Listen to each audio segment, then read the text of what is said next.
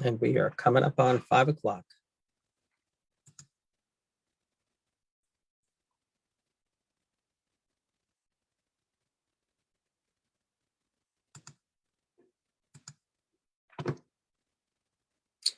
It looks like we are live on channel 14. Should be about a 30-second delay or so, and then our Facebook feed should pop up shortly. So we're all set to start whenever you are, Madam Chair. Thank you, sir. Good afternoon. It is May 6th, and this is our regular Charlottesville City School Board meeting. And I'd like to call the meeting to order, please. And if everybody at this point will join me in a moment of silence. Thank you.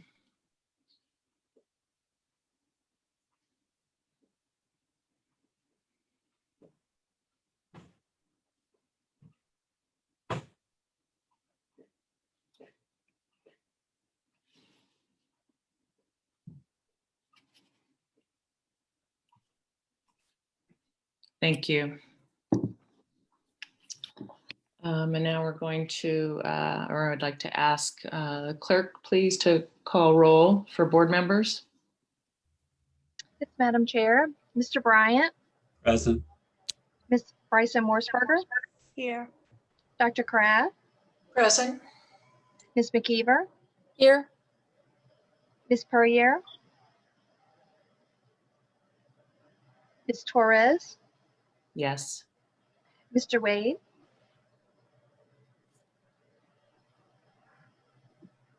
Yes.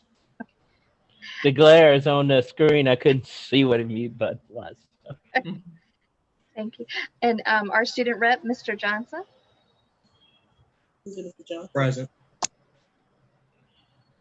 Thank you. Thank And I'd like to call for a motion for approval of our agenda, please. Move for approval? I'll second that. Thank you. Any discussion? Great. Madam Clerk, will you please take a vote on that? Madam Chair, Mr. Bryant. Yes. Ms. Bryson Morsberger. Yes. Dr. Craft. Yes. Ms. McKeever. Yes. Ms. Purrier. Ms. Torres. Yes. Mr. Wade. Yes. Thank you. Thank you. And Madam Clerk, I forgot to let you know that Ms. Purrier will not be able to make the meeting tonight, just for your information. Thank you. Thank you. And with, if my board members would be okay with this, I'd like to make just a couple of quick announcements here before we move on to comments from members of the community. For the public and everybody, if you missed this, I just did want to announce that the Charlottesville City School Board this week, we did hire Hazard Young Atia and Associates as our the firm that will work with us in our superintendent search. We do want to assure the community that we are all committed to listening and ample opportunity for engagement. We've scheduled our first work session with HYA a week from tomorrow, which will be May 14th from 12 to 2. The location is yet to be determined, but that will be announced as soon as we confirm that. So please stay tuned, and we will be updating everybody as far as that process and what that will be like going forward. But that is a work session. That's the first opportunity that we get to sit with them and kind of lay out calendars and the process going forward. As far as locations, I also did want to just let everybody know, the community, that we've been working. I've been working with the clerk and people to try and get us set up to have a school board meeting in person. And we were trying to make that happen for today's meeting, but we're still working on locations and logistics. So we hope that by next month, we will be able to do that with mitigation practices in place. So stay tuned for that as well. And then now if we will move on to our first opportunity for comments from members of the community. We do have some people signed up that registered beforehand. If you will please raise your hand in the Zoom room, and Mr. Como will kind of cue you as to when you're up to speak. You do have 3 minutes to make your comment, and if you will please state your name and address before doing so, that would be great. So let's move on to our first round of comments from the members of the community. Thank you. Okay, thank you. And I will just remind attendees just to raise their hand again. I know some have registered to speak, but sometimes people change their minds. So unless I see a hand raised in the gallery or a comment made in the chat, I do not call on them. Just I don't want people to be on the spot. So I see no hands raised at this time for the initial comments. And so I'm going to give that a period of time to see if anybody does raise their hand, and I will let you know accordingly.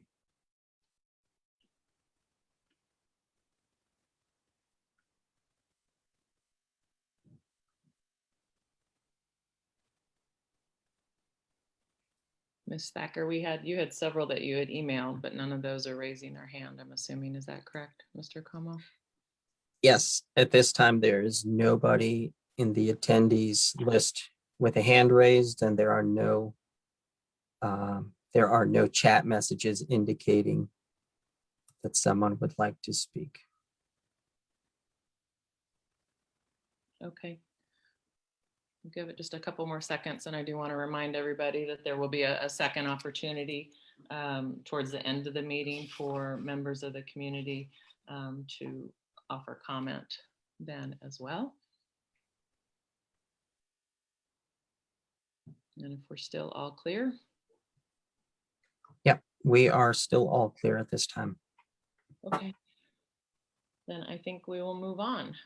We're going to move on to student and staff recognitions. And at this point in time, I would ask that Dr. Baptist make those proclamations for us, please. Thank you, Madam Chair, members of the board, Dr. Odie. It is always fun to recognize various groups, and tonight we're recognizing two very special groups. One that I've had the pleasure of working with a couple of times in my tenures with Charlottesville City Schools, and the first group is the nurses. Nurses are one of the groups that have worked extremely hard this year, and we know that they have, and you've seen their work through all of the COVID work that they've had to do. But not only is COVID something that's very busy for them, but all of the other things that they do. And we want to thank the nurses. I just checked to see if any of them were able to join us tonight, and they were not. Some of them are working second jobs or actually doing things with their families this evening, so they couldn't join us. But in the board information for tonight, there is a resolution from the governor recognizing the nurses for National Nurses Week. And that does start this day. And actually, National School Nurse Day is today, May 6th. But then the week for nurses begins today and goes through next week.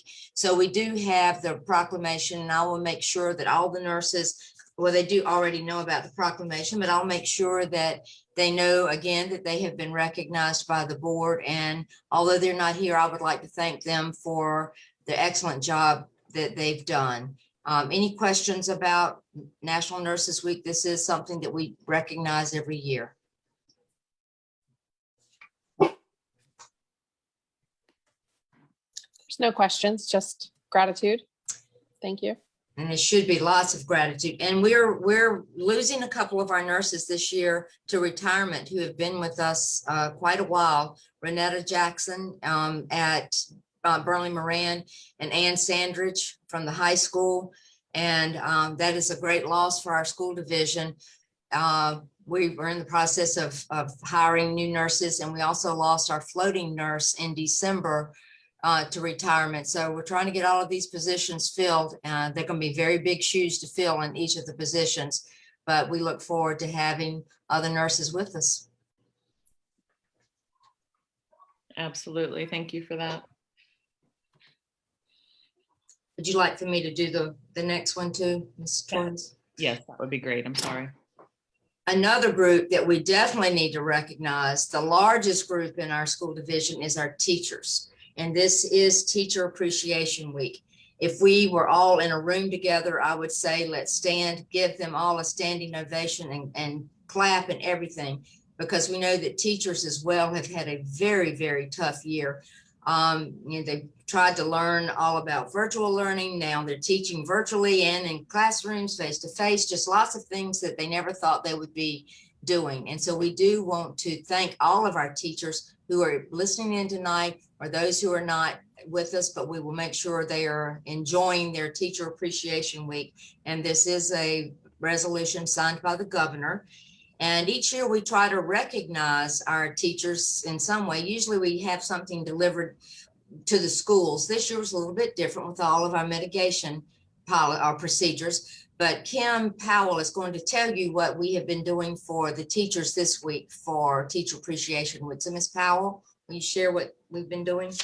Yes, thank you, Dr. Baptist. We'd like the board to know that we did take a different approach this year. Things are still being delivered, but we're doing it over the course of the entire month, because we are partnering with the Kindness Cafe, which I did not know anything about until Gertrude Ivory sent a lovely gift to us this Christmas. And then it came up as a great suggestion to partner with the cafe for Teacher Appreciation Week. But we're doing it actually through the whole month, because we don't want to overwhelm the team at Kindness with 700 orders in a week. So they started this week with deliveries at Lugo McGinnis Academy, Venable, Burling Moran, and Jackson Via, I believe was today. And we've gotten great feedback. And next week are the next elementary schools. And then we also have 2 days to cover Walker, 2 days to cover Buford. And then we're doing a mixed approach to cover CHS later this month. And then virtual staff are able to, their names are going to be on a list at the cafe, and they can stop by anytime the cafe is open and pick up either a bakery item or one of their great beverages. And this has been just a great project. I'd like to thank Beth Chuck and Julia Green for helping me get this going and get this out to everyone. But for anyone who's not familiar with the Kindness Cafe, it's located at the Brooks Family YMCA, and the mission of the Kindness team is to provide meaningful employment for adults with cognitive disabilities while creating a joyful and inclusive community space. And I've had the pleasure of visiting over there now a couple times, and it's just such a great team. And so we are so excited about this partnership. So for our teachers, if you haven't seen the cake and fruit yet, and it's not just the teachers, it's the nurses, it's everyone in the building, all the staff participate in this with us. Know that, we are taking it week by week, we're doing different buildings, but we're really excited about this partnership. And I would add that the Kindness Cafe is operated by one of our former teachers, and she is also the widow of another of our former teachers. So that makes it even more special for us to be able to celebrate what she's doing and to have her, work in this very important project with us. That's so wonderful. And that makes my heart smile to hear that. Thank you, Ms. Ivory, for bringing that to our attention to partner with them, because they're a wonderful organization. And I do believe I don't know if he's still there, but we did have a former student who was actually working there. So I know. I met him. Yeah. So that's wonderful. Thank you so much. What a great partnership. Thank you both. Thank you all for that. All right, moving on. We do have next on our agenda a special recognition. And this recognition, if it's okay, I'm going to read just a little bit about what that's about. And then I've asked Mr. Bryant to read it for us. And I'm sorry. Basically, this is from BASS, which is the Virginia Association of School Superintendents. And typically, I believe they name a superintendent of the year, and they kind of narrow the pool, the choice down from all of the Virginia superintendents. And this year they actually, because of the extraordinary year and just circumstances that we're all working through, have decided to recognize all 133 Virginia Public School Division superintendents as superintendents of the year. And there is a recognition, and I guess Ms. Thacker, if you would share that, and Mr. Bryant, if you're still comfortable reading that, that would be great.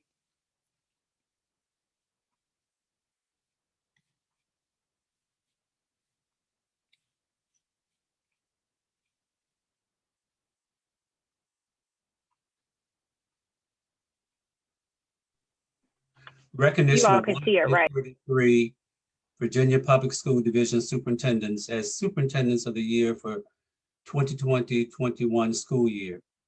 Whereas in order to ensure the health and safety of all Virginians, schools across the Commonwealth closed on March 13, 2020 due to the COVID-19 pandemic, and most have provided virtual instruction since then as in-person teaching and learning evolved, and whereas individual school divisions retain the autonomy to decide whether or not new instruction would continue and the format in which the instruction would be presented, and whereas stable and consistent leadership by local school division superintendents has been virtual in serving children through the pandemic, and whereas school division superintendents are responsible for the health, safety, welfare, and education of each child while creating school cultures,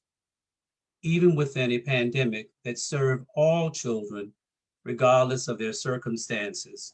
And whereas public school division superintendents utilize guidance from the Centers for Disease Control, Virginia Department of Health, Virginia Department of Education, local health departments, and local case data in fulfilling leadership responsibilities in their communities like no other time in their careers. And whereas local school division superintendents worked collaboratively with their school boards, educators, parents, and community stakeholders in providing technology resources, curriculum content, emotional support, and meals to children during the pandemic. And whereas traditionally, VASS Superintendents of the Year have been selected via a diverse panel of education association after reviewing an individual superintendent's ability to demonstrate leadership for learning, communication, professionalism, and community involvement.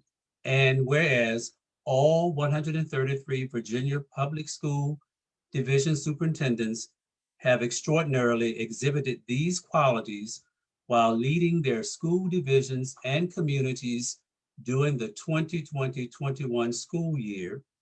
And whereas the VASS Board of Directors agreed on January 7, 2021 to suspend the traditional selection process of determining a single superintendent of the year, and unanimously agreed to recognize and honor all Virginia Public School Division superintendents as superintendents of the year for 2020-21. And whereas VASS is appreciative of the Virginia School Boards Association supporting this resolution and the honor provided to each division superintendent by having her respective school board present this resolution to the superintendent to be recognized within the community for which she serves and leads.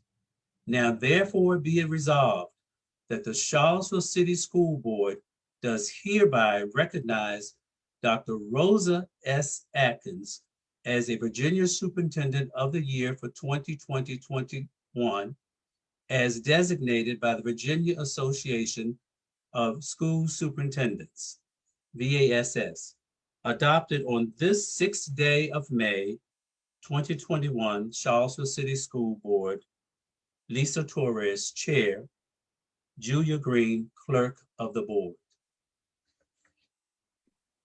Thank you, Mr. Bryant. You're welcome. All right. Next, we move on to adoption of our consent agenda. please? I would entertain a motion from somebody. So moved. Second. Thank you. Any discussion? All right, thank you. Madam Clerk, will you take vote on that, please? Madam Chair, Mr. Bryant, Yes. Ms. Bryson Morsberger, Yes. Dr. Crab, Yes. Ms. McKeever, Yes. Ms. Torres, Yes, Mr. Wade. Yes. thank you.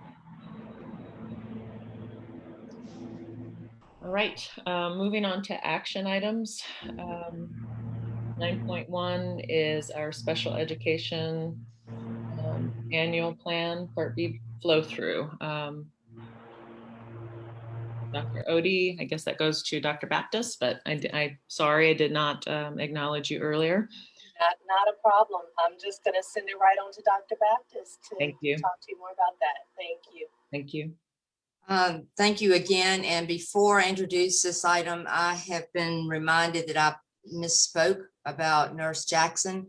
I'm not sure what I said, but I should have said she is retiring from Buford Middle School. So if I misspoke, I apologize. I don't know what I said. I thought I said Buford, but Miss Jackson has been at Buford and we're definitely going to miss her at Buford. So thank you. For the special ed annual plan, this is something that is done to get our federal money for special education. Last month, Mrs. Katrina Lee shared information about the plan, and I'll ask her to see if there are any questions or anything else she would like to say about the plan, and ask that the board approve the plan so that it can be submitted. Ms. Lee? Madam Chair, members of the board, the annual plan was presented last month for special education for our annual federal grant, and I will entertain, we're asking for action today so that it can be submitted to the Virginia Department of Education next week. If there are any questions, I'm happy to answer those at this time. I move that we approve the special education plan as presented by Ms. Lee. Second. Thank you. Any discussion from anybody or questions? Thank you. Thank you, Ms. Lee. Appreciate it. Dr. Baptist, Madam Clerk, if you'll take a vote or roll on that, please. Yes, Madam Chair, Mr. Bryant, Yes. Ms. Bryson Morsberger, Yes. Dr. Crab, Yes. Ms. McKeever, Yes. Ms. Torres, Yes, Mr. Wade. Yes. thank you. Thank you both. And next we have another action item, which would be adopting our fiscal year 2022 budget with some technical updates.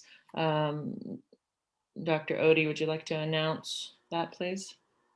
Sure. Renee Hoover, our Director of Finance, will come before you now to present that FY22 budget with those technical updates. Ms. Hoover. Thank you. Good evening, Madam Chair and board members. We are bringing back to you the FY 2022 budget that you adopted on February 18th with some technical adjustments that have come up after that adoption. Next slide.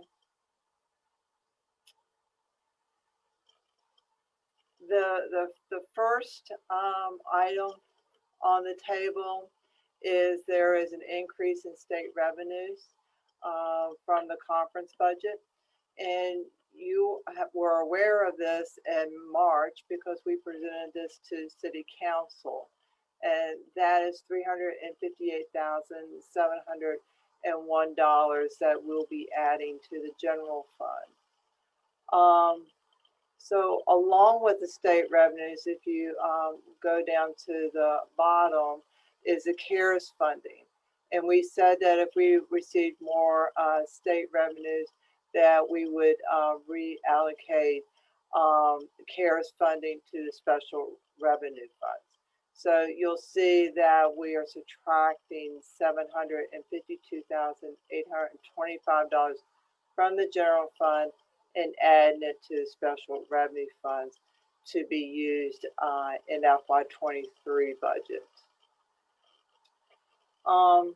The next item, going back to the top, is that there's a decrease in the adult ed plugged in grant.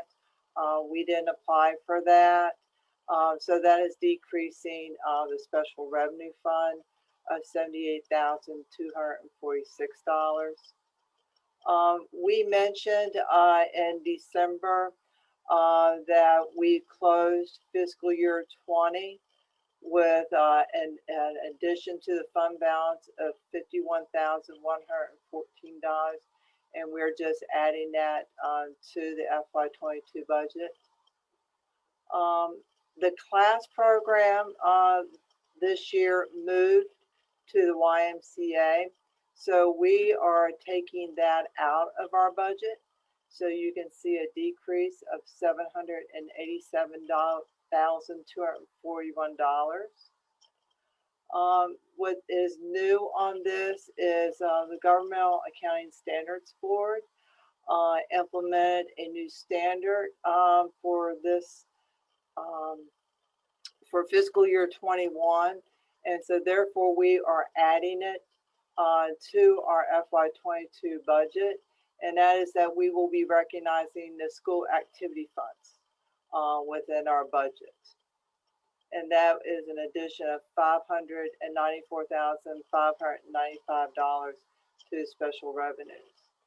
And then lastly is that we budgeted our salary and benefit increases in the general fund. However, our Virginia preschool early childhood is kept in the special revenues. So we are decreasing the general fund by $131,078 and moving that to the special revenues to match the salary and benefits for that program. So with all those adjustments, the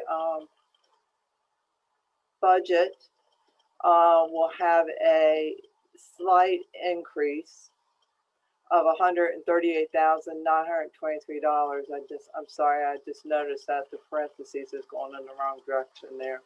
But anyway, that is supposed to be an increase for an overall budget of $94,389,251. So we are asking the board to adopt the FY22 budget with these technical adjustments.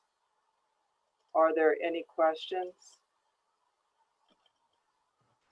I have one quick question. I don't think I understood the grant. I'm sorry, Madam Chair, if I could. Absolutely, yes, go ahead.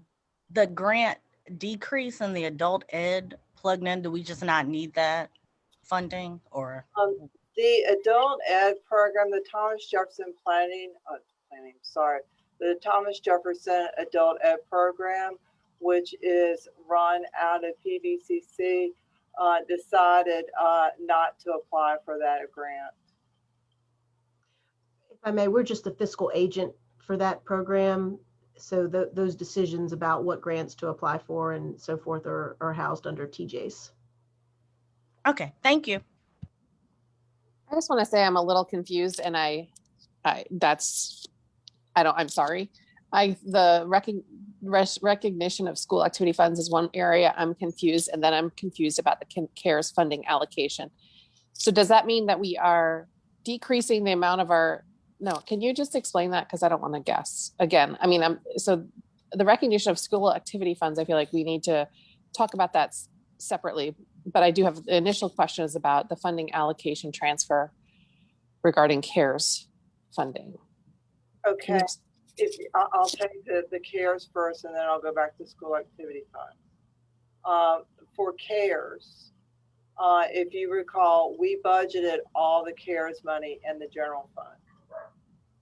So when we received additional state funding, we then said we would decrease the CARES funding that we had budgeted and move it to the special revenue fund. So it would be held in the special revenue fund for the future budget years. Does that make sense? I guess for me, what was confusing about that is, I mean, I do remember saying we were waiting to see what we were going to get, but since they're, you know, unequal amounts, I mean, we were basically just holding that CARES money in the general fund. You're saying we're moving it now to the special revenue, even though we didn't get an equal amount. Is that right? Correct. And there's no plan to currently spend any of that money in special revenue. We're just holding it for future expenditures that we have not identified nor, you know, agreed on or discussed. Correct. Madam Chair, I just had a quick follow-up with that. I was going to ask it later, but maybe now is a good time because we're talking about those funds. And I had just a specific question about the American Rescue plans there, out of school funding, particularly for this summer. If we have allocated those funds yet, what we're going to do with that? Is that different? I think it is different. Okay, all right. I think we received those, but please, Kim or Renee, correct me if I'm wrong. I mean, Renee, do you mind if I take that one? So we're still waiting for, we've heard speculation or estimates about what we will be receiving. But that's a future technical update that you can look forward to. We also, what's important in addition to understanding the amount are the guidance and guidelines and specifications that come with those funds when the amount is actually officially conveyed to us. So we really are in a wait and see program. But at this moment, none of those funds are needed to come to bear on the operating plans for this coming year. But some very important discussions and decisions will need to be made around those funds once the amount is confirmed and once we know the rules and regulations attached to those funds. Okay, thank you. So to go back to the school activity funds, the school activity funds prior to this fiscal year was held as fiduciary funds. And they were audited separately, and they still are. By Virginia code, but the Governmental Accounting Standards Board created a standard, and the GASB is the accounting standards in which we follow for accounting practices. Implemented a standard in which the school activity funds need to change from being a fiduciary fund to being accounted for within our regular general fund, special revenue budgets and financial statements. And the flow charts, even though that they are separate decisions are made at the schools, they still follow the school board's policies in making those decisions on how those funds are spent. And that's what's requiring us to account for those funds within our budget.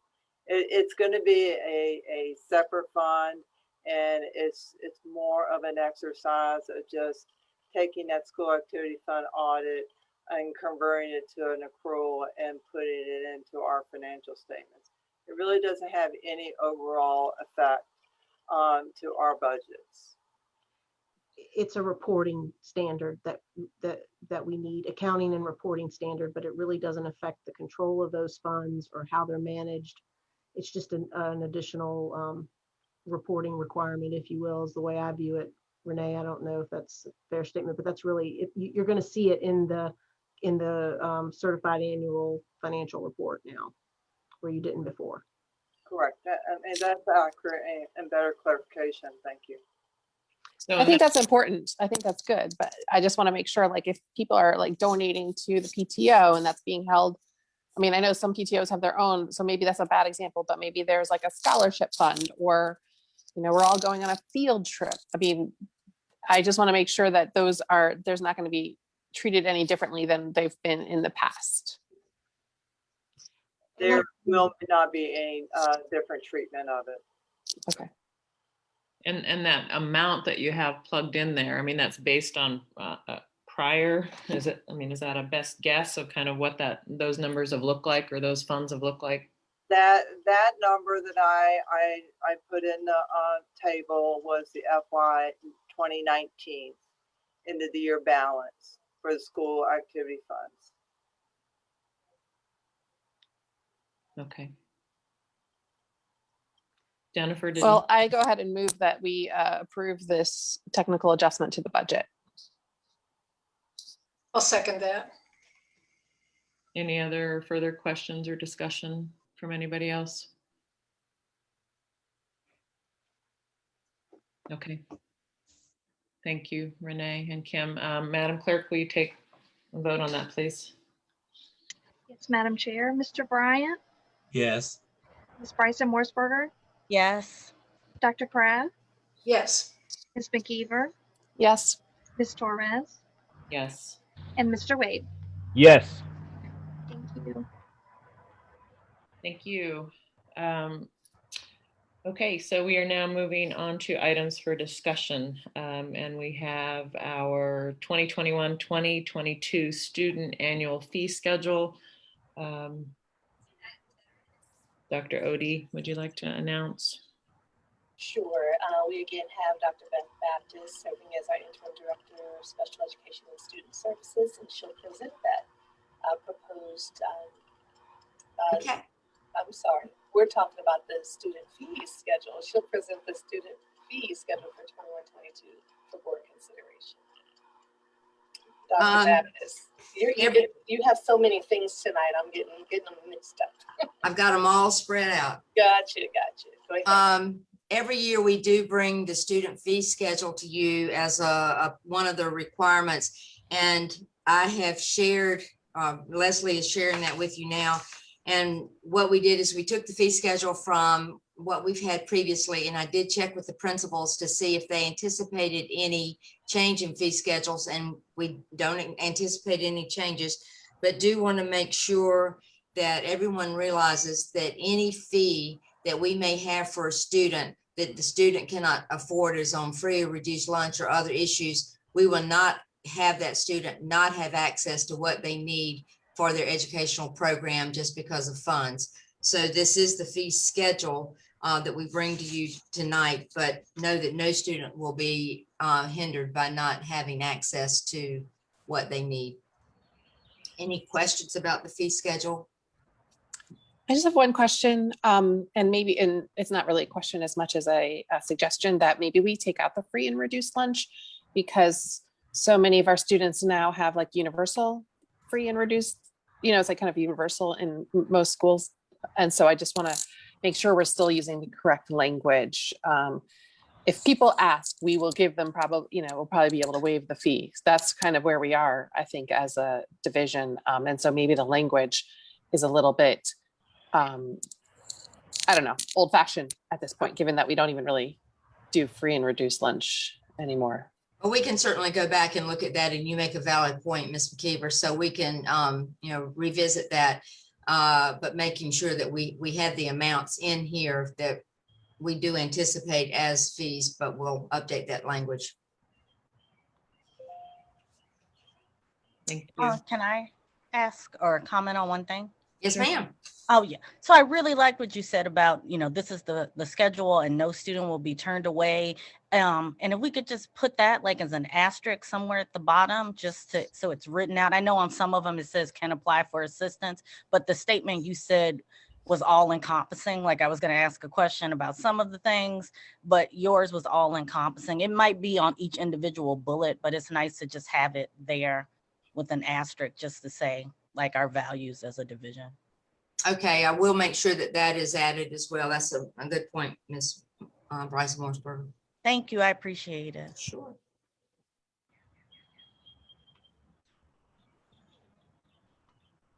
So this is an information item for this evening. So we will bring it back with these changes that you've recommended. Thank you. Any other questions from anybody? I don't mean to put Mr. Coma on the spot, if you don't mind, just looking at the Chromebooks and just curious. I mean, are we planning to collect those this summer? I know there had been talk about students, having continued access, and are we looking okay with Chromebook? Well, we definitely want to get our hands on them this summer. Some of them have gone quite a long time without being refreshed and updated. So we'd very much like to have our tech teams get our hands on those devices for this summer so we can get an accurate count, account for any damages, and try to prepare for the start of the next school year. That makes sense. And then we did have hotspots too that are out. Are we hoping to get those returned as well? Yeah, so the hotspots that are out will expire in August, and then, many of them will expire in August, and then those remaining hotspots will move over to our grant program. So the hotspots can be kept, and then when we hand out the new hotspots for those, do the exchange, those hotspots can be kept indefinitely. Great, thank you.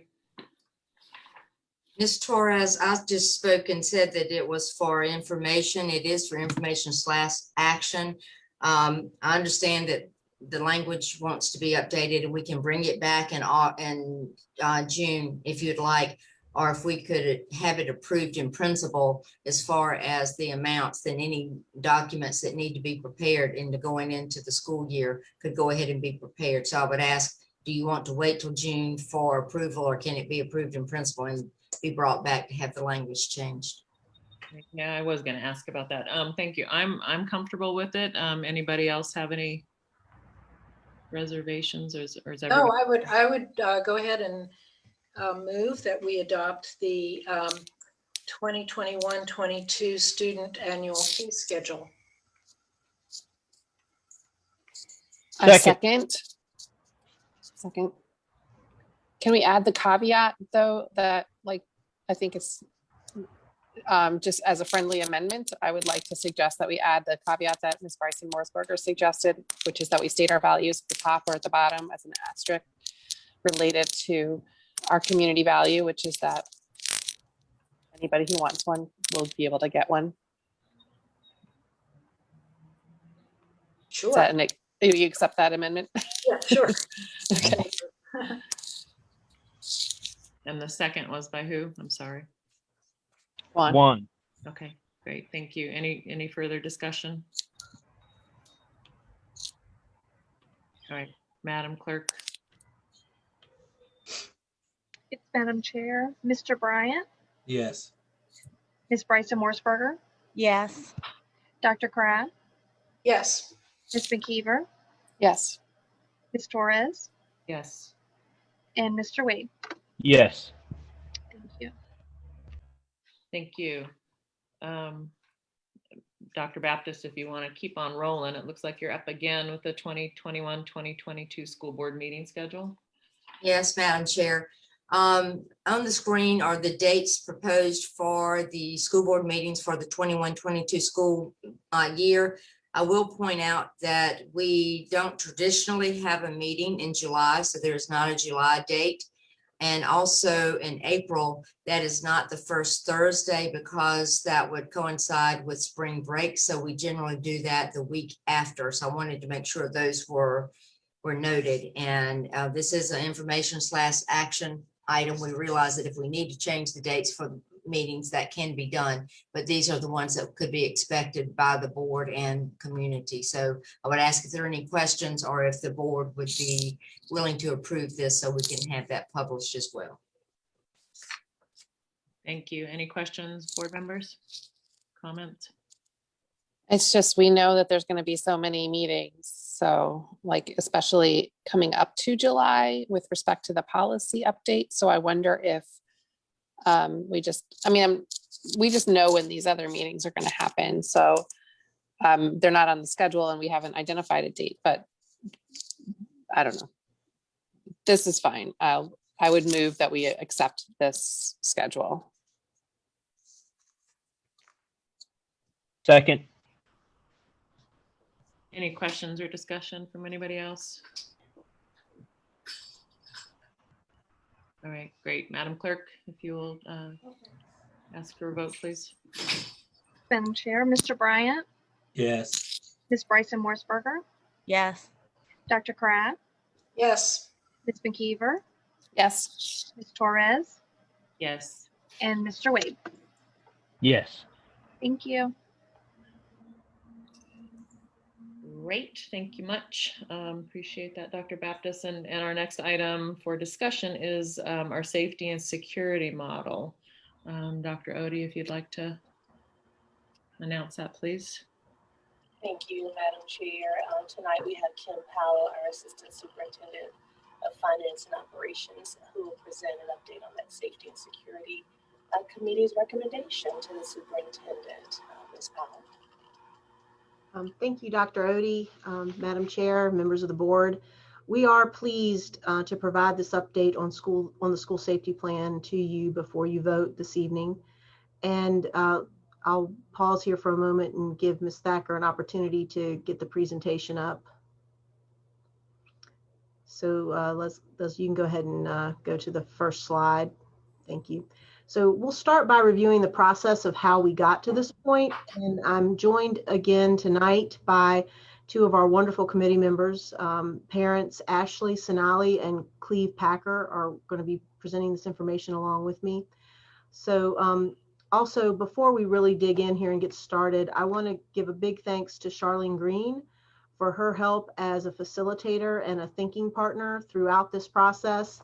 And also to Beth Chuck, who has done a masterful job in helping convey so much information to the public throughout this process and doing so much great work to keep the content updated on the website that we've used every step of the way to just share all of the work done by this committee. So just a huge a big thank you to all of the people who've worked together in this process, and especially to those leaders.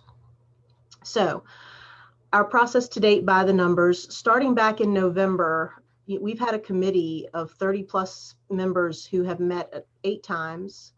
We've had a number of community listening sessions, and we've reached out to students, staff, and others in many different ways. You'll recall that back in March, we came before the school board to give you some of the bare bones of this plan.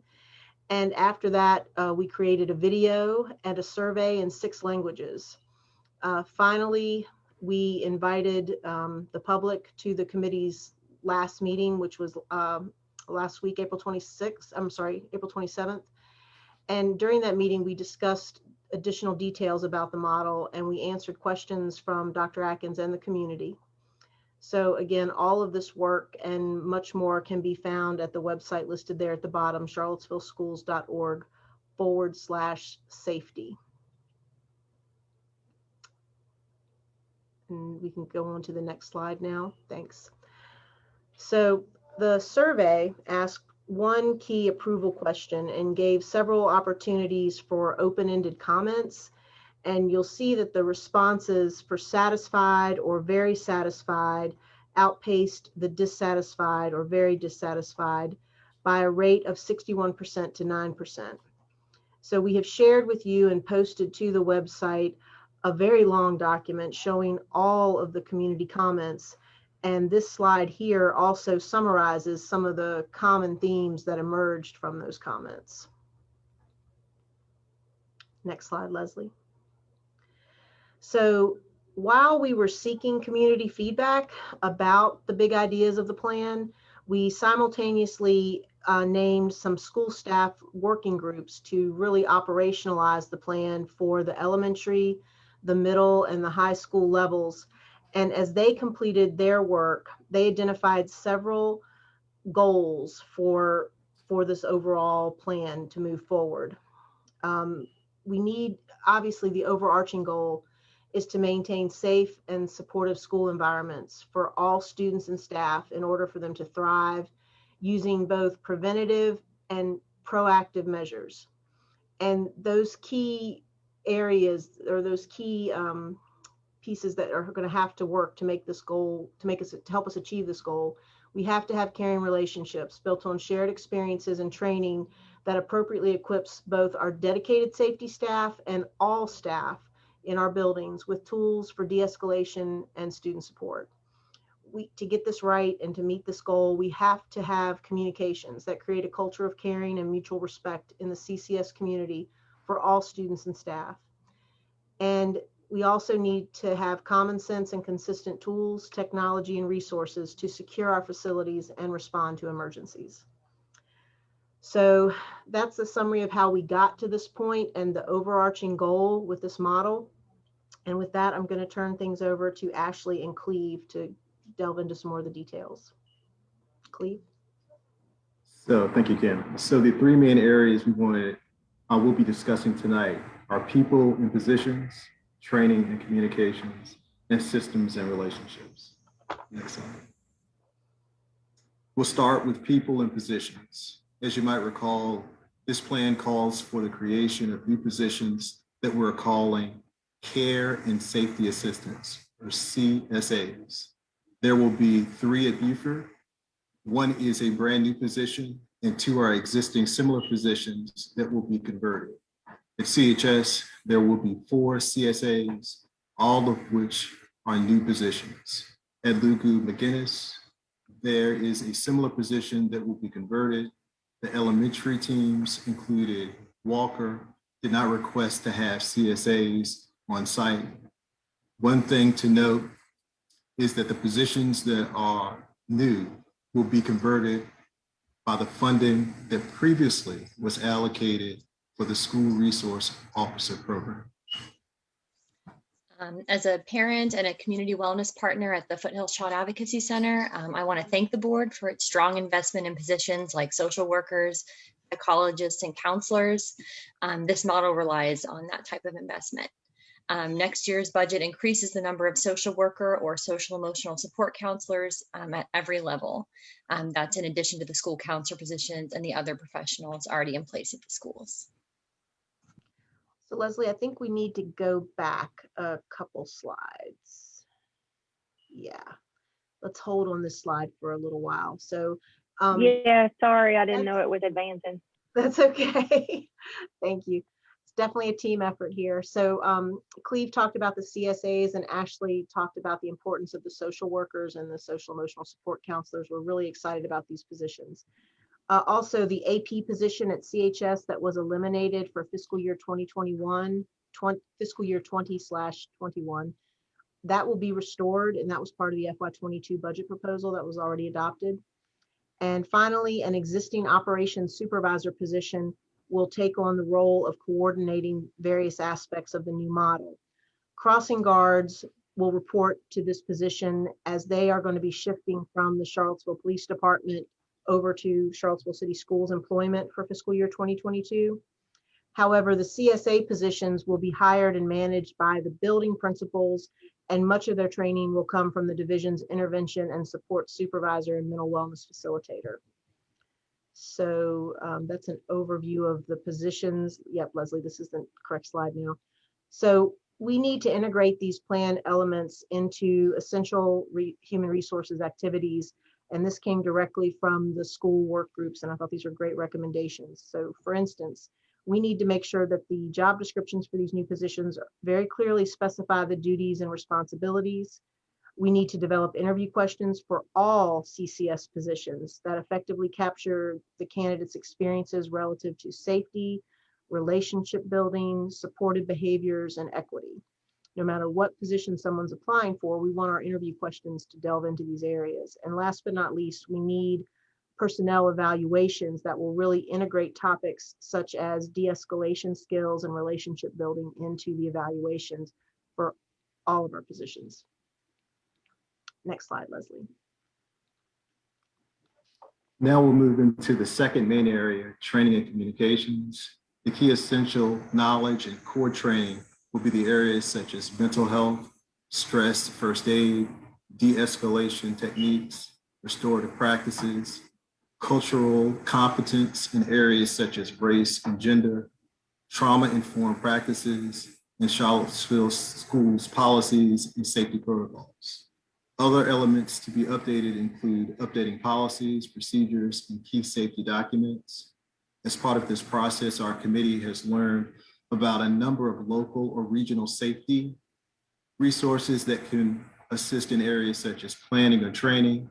Finally, the schools will develop a professional learning plan to systematically address school safety and security with a clear and consistent combination of both startup and refresher trainings.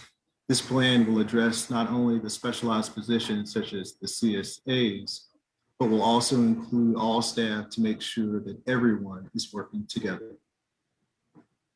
Can we have the next slide, please? Just before you go to the next, Kim, I would like to know who will be developing that plan.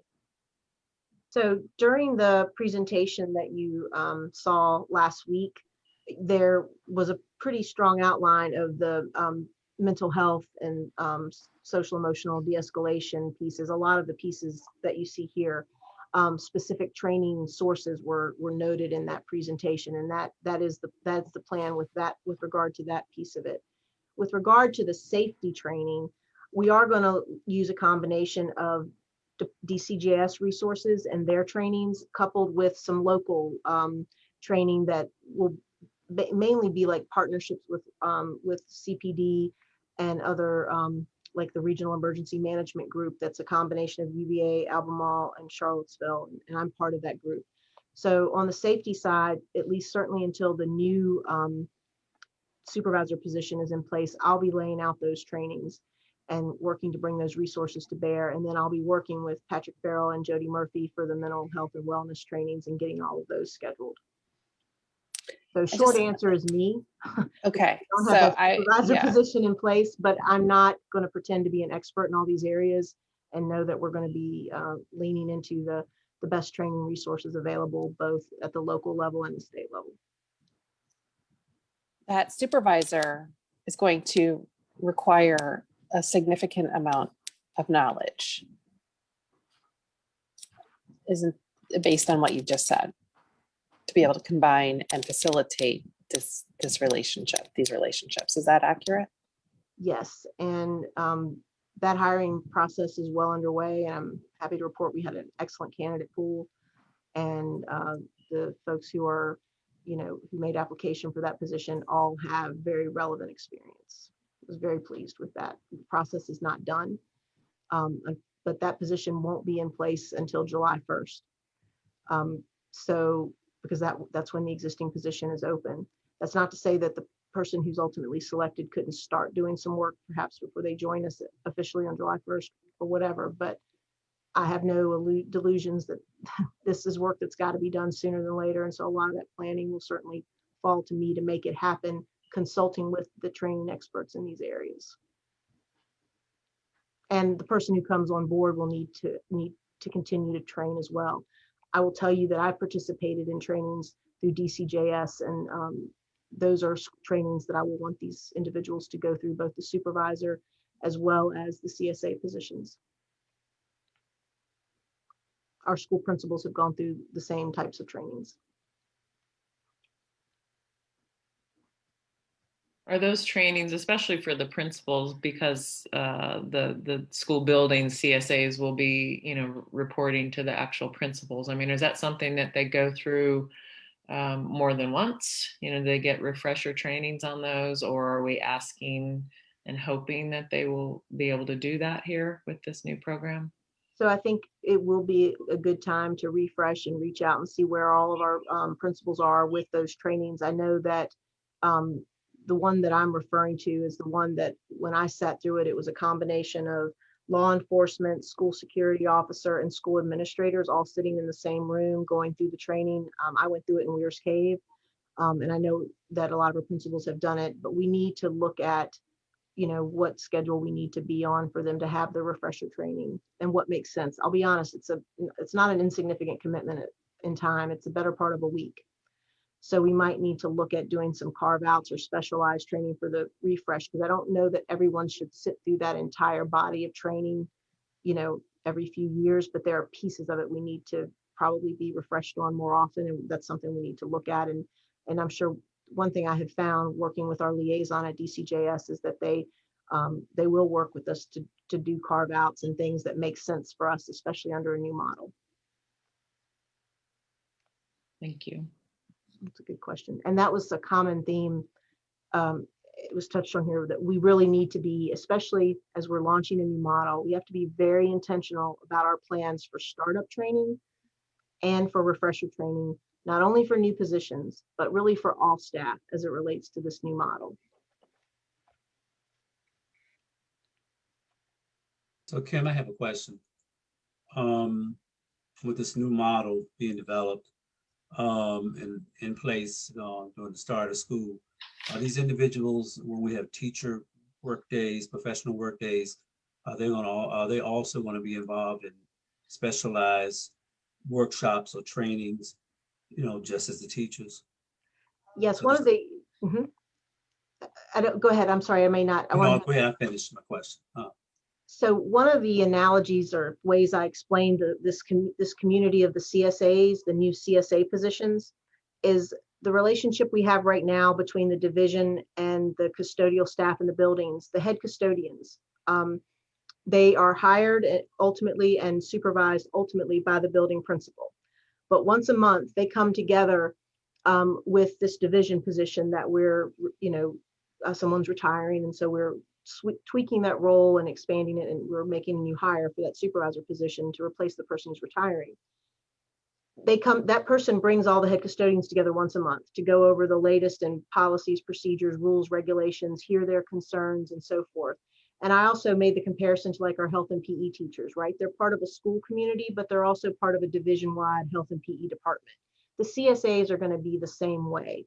They're going to be part of a school community, and that's ultimately, where that hiring and direct supervision happens. But they will also be brought together at least once a month as a community of the folks in this position filling this role. And through that, we'll be able to address, regular PL for the whole group and updates and hear their concerns specifically as it relates to their role across the buildings and learning from each other. That type of professional learning community with your peers in the same role is really valuable. And so that's why we want that structure, although the working groups, the principals, particularly from the high school and the middle school, were very passionate. They want that position to be identified as a position in their building team first and foremost, but we're still going to have that community with them touching base at least once a month. And so they have that sense of camaraderie with the same people doing the same role across the division. Okay, thank you. Well, I have a question too. I guess this is how we're going through this. My question is, what are the qualifications that we're looking for in the CSA positions? Like, what would an ideal CSA look like, and what are we looking for in hiring these people? But that was in the, and because I don't want to leave off anything important, I'm trying to go back to the presentation from a week ago, because that really did a nice job of spelling out the vision for those positions. It'll largely inform the job posting, I believe. So I'm bringing that up now so I can look at it while I'm answering. And if any of the other, if Ashley or Cleve would like to, here we go. I found it if you'd like for me to share. It's slide 7 from last week's presentation. So minimum of a high school diploma, minimum of 6 months of related experience working with adolescents in education or community environment, proven ability to respond to difficult situations and to take appropriate action in stressful or emergency situations according to board policies and procedures. And of course, training on our policies and procedures will also be part of, onboarding these folks. Familiarity with secondary school operations and adolescent development, relationships within the Charlottesville community, current first aid, CPR, and other relevant certifications are assets. And then we get into the different training, the overview of the training that will be required. So we're looking, the ideal candidate will have all of these things, but we realize that we may find a great candidate maybe who doesn't have the strong, existing relationships in the Charlottesville community. But if they've proven that they can build relationships in the community and they've done so effectively elsewhere, we certainly wouldn't rule them out. We don't know what kind of response we will get yet to these job postings, but I have to say I was very pleased for the responses we got on the supervisor position. Of course, we cannot post these care and safety assistant positions until the board takes action to adopt this plan, because these are new positions. They're not replacing or tweaking existing positions. Those are the new ones that weren't already approved as part of the budget process. So the CSAs are really one of the main things we have to get. We have to go beyond developing the plan into actually having an approved plan so we can post and start working on hiring these CSAs. Thanks a lot, Kim. Kim, that confused me a bit because isn't this, we're basically replacing the money that we used to divert to the police department to hire these positions? That's correct. It's not about the money part, but because it's a new type of position, I mean, we wouldn't want to say that we're not tweaking SROs sort of. I mean, maybe you could say we are, but it's a new position that's unlike, it's not really something we've exactly had before. And so we also, it's the same money, but you guys, like, you have your human resources agenda each time you meet where you're actually approving positions. And these are new positions. So the money is already in our budget. You're correct. It's part of, it's the funding that we already used to pay CPD for the crossing guards and the SROs under the old model. So the funding is there, but these are actually new or additional positions. Does that make sense? It does make sense. And I know that at the meeting last week, they talked a lot about the high school diploma and not wanting to have, be too high a barrier there, because then maybe they, whatever. There was just a question about that. And I have that same question remain. Like, again, these are really trusted people in our community in the division. So I'm very concerned that the professionalism will not be there in order to differentiate the CSA with the student. If they're too buddy-buddy, if they're too, friendly. So I just wonder, can you explain a little bit more? Because I would want at least an associate's and at least some professional, training or leadership, something of that sort. And so I'm just have a lot of questions about the high school diploma only. So actually, Ms. McKeever, I believe that the discussion was less about the high school diploma on that point. It was more about the minimum 6 months and whether the 6 months was enough time.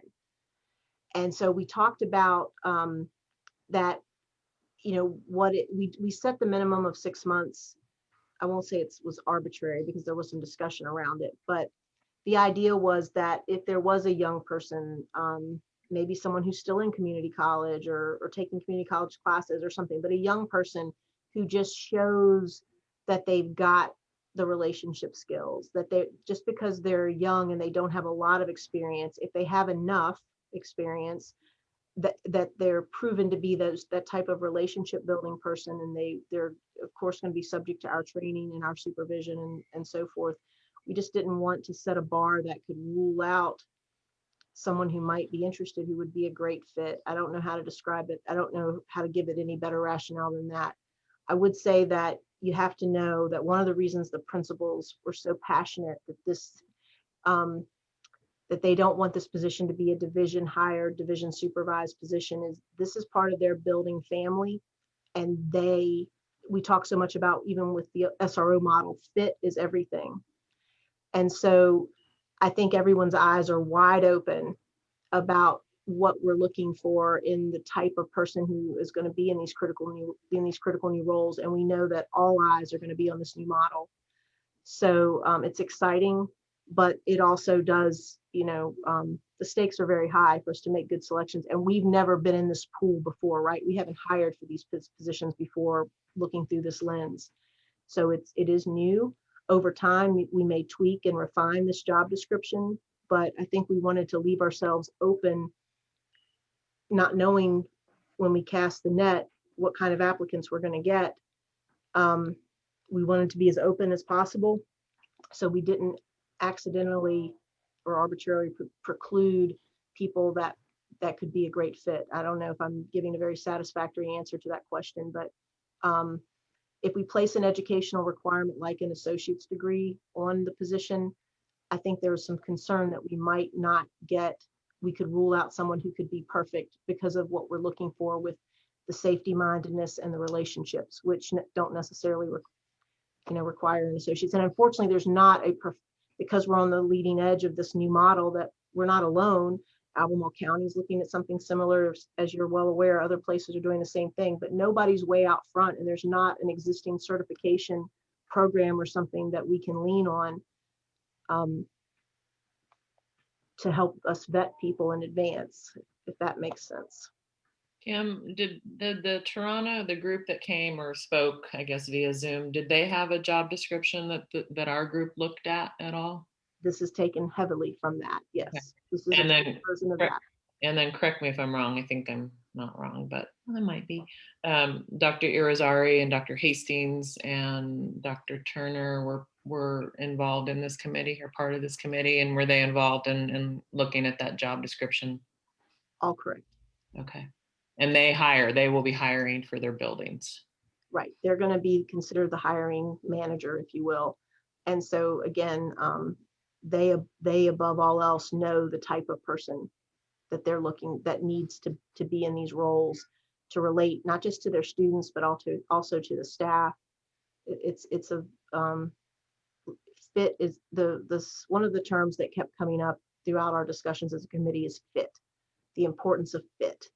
And that's just a hard thing to define. I guess I can't think of a better word than fit, but that's of paramount importance.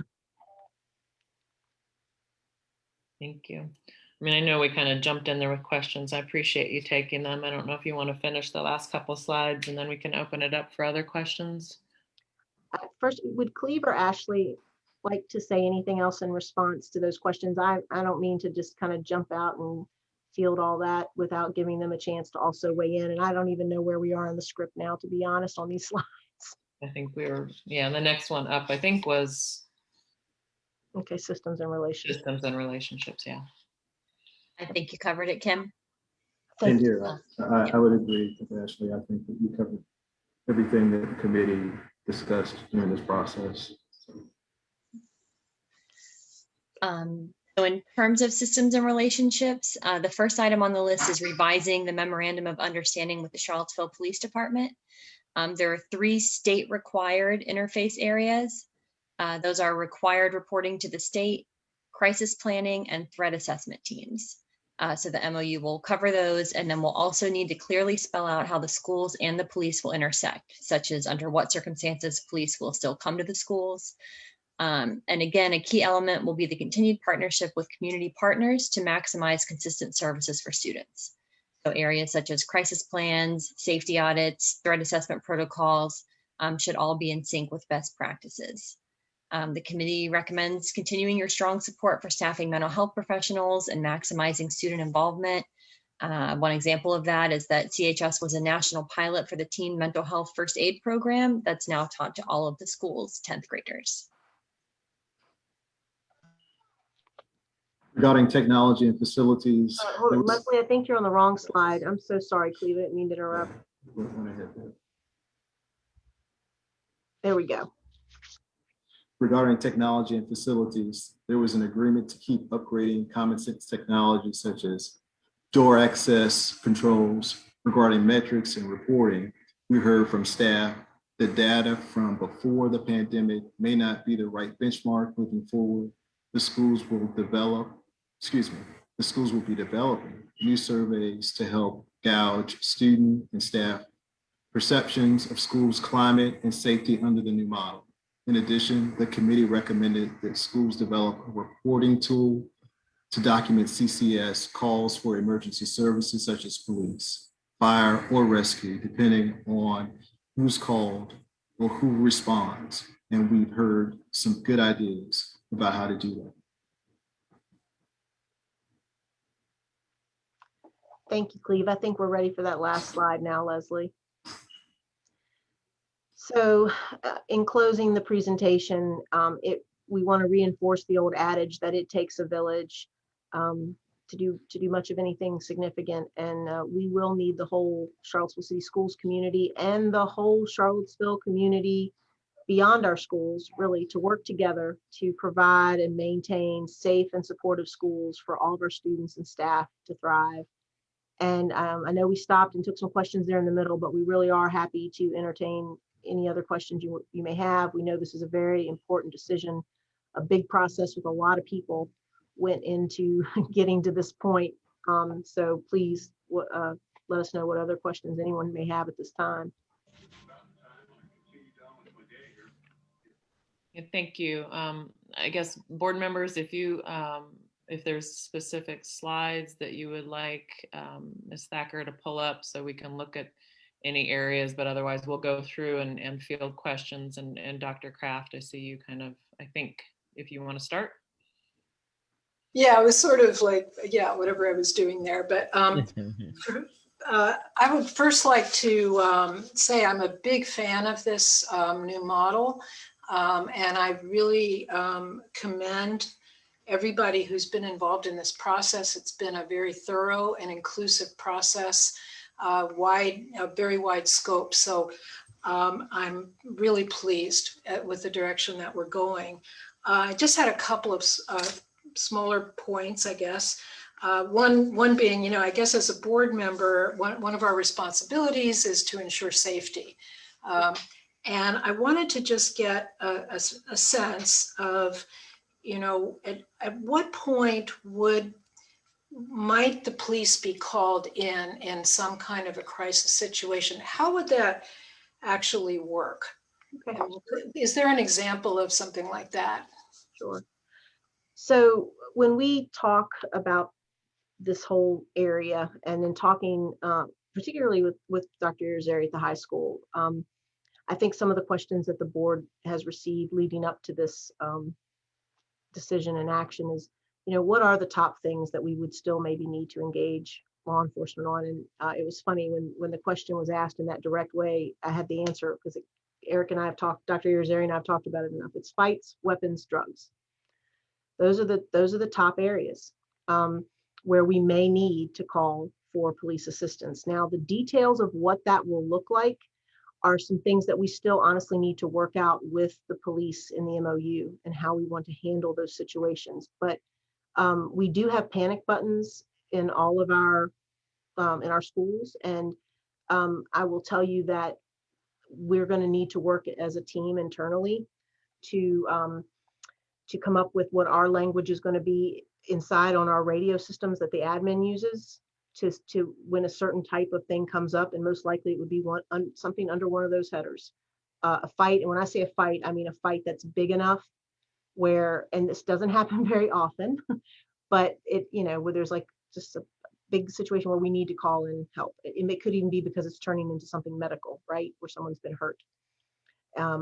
So we're going to have something where we have a protocol where some keyword, like when they come over the radio, if you say button and fight or whatever, that means we need someone to press the button, which will get police coming that way. And then we'll provide additional information when they're en route. But that's not something you're going to do lightly.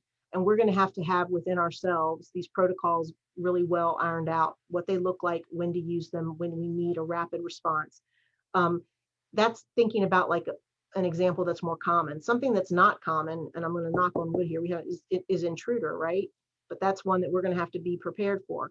There's training that we've done as an administrative team. We need to extend it to all of our staff, and of course with our new safety personnel, it's called Avoid, Deny, Defend, ADD training. We're going to have to re-roll that out with all our administrator, all staff. And that's something, like I said, I would not put that in the classification of something that's common, but you asked for what a common thing would be.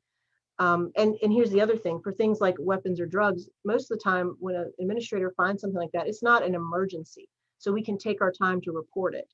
So there's all kinds of things you have to think about. There's going to be concerns, and we have to be prepared for that emergent situation where response time is critical.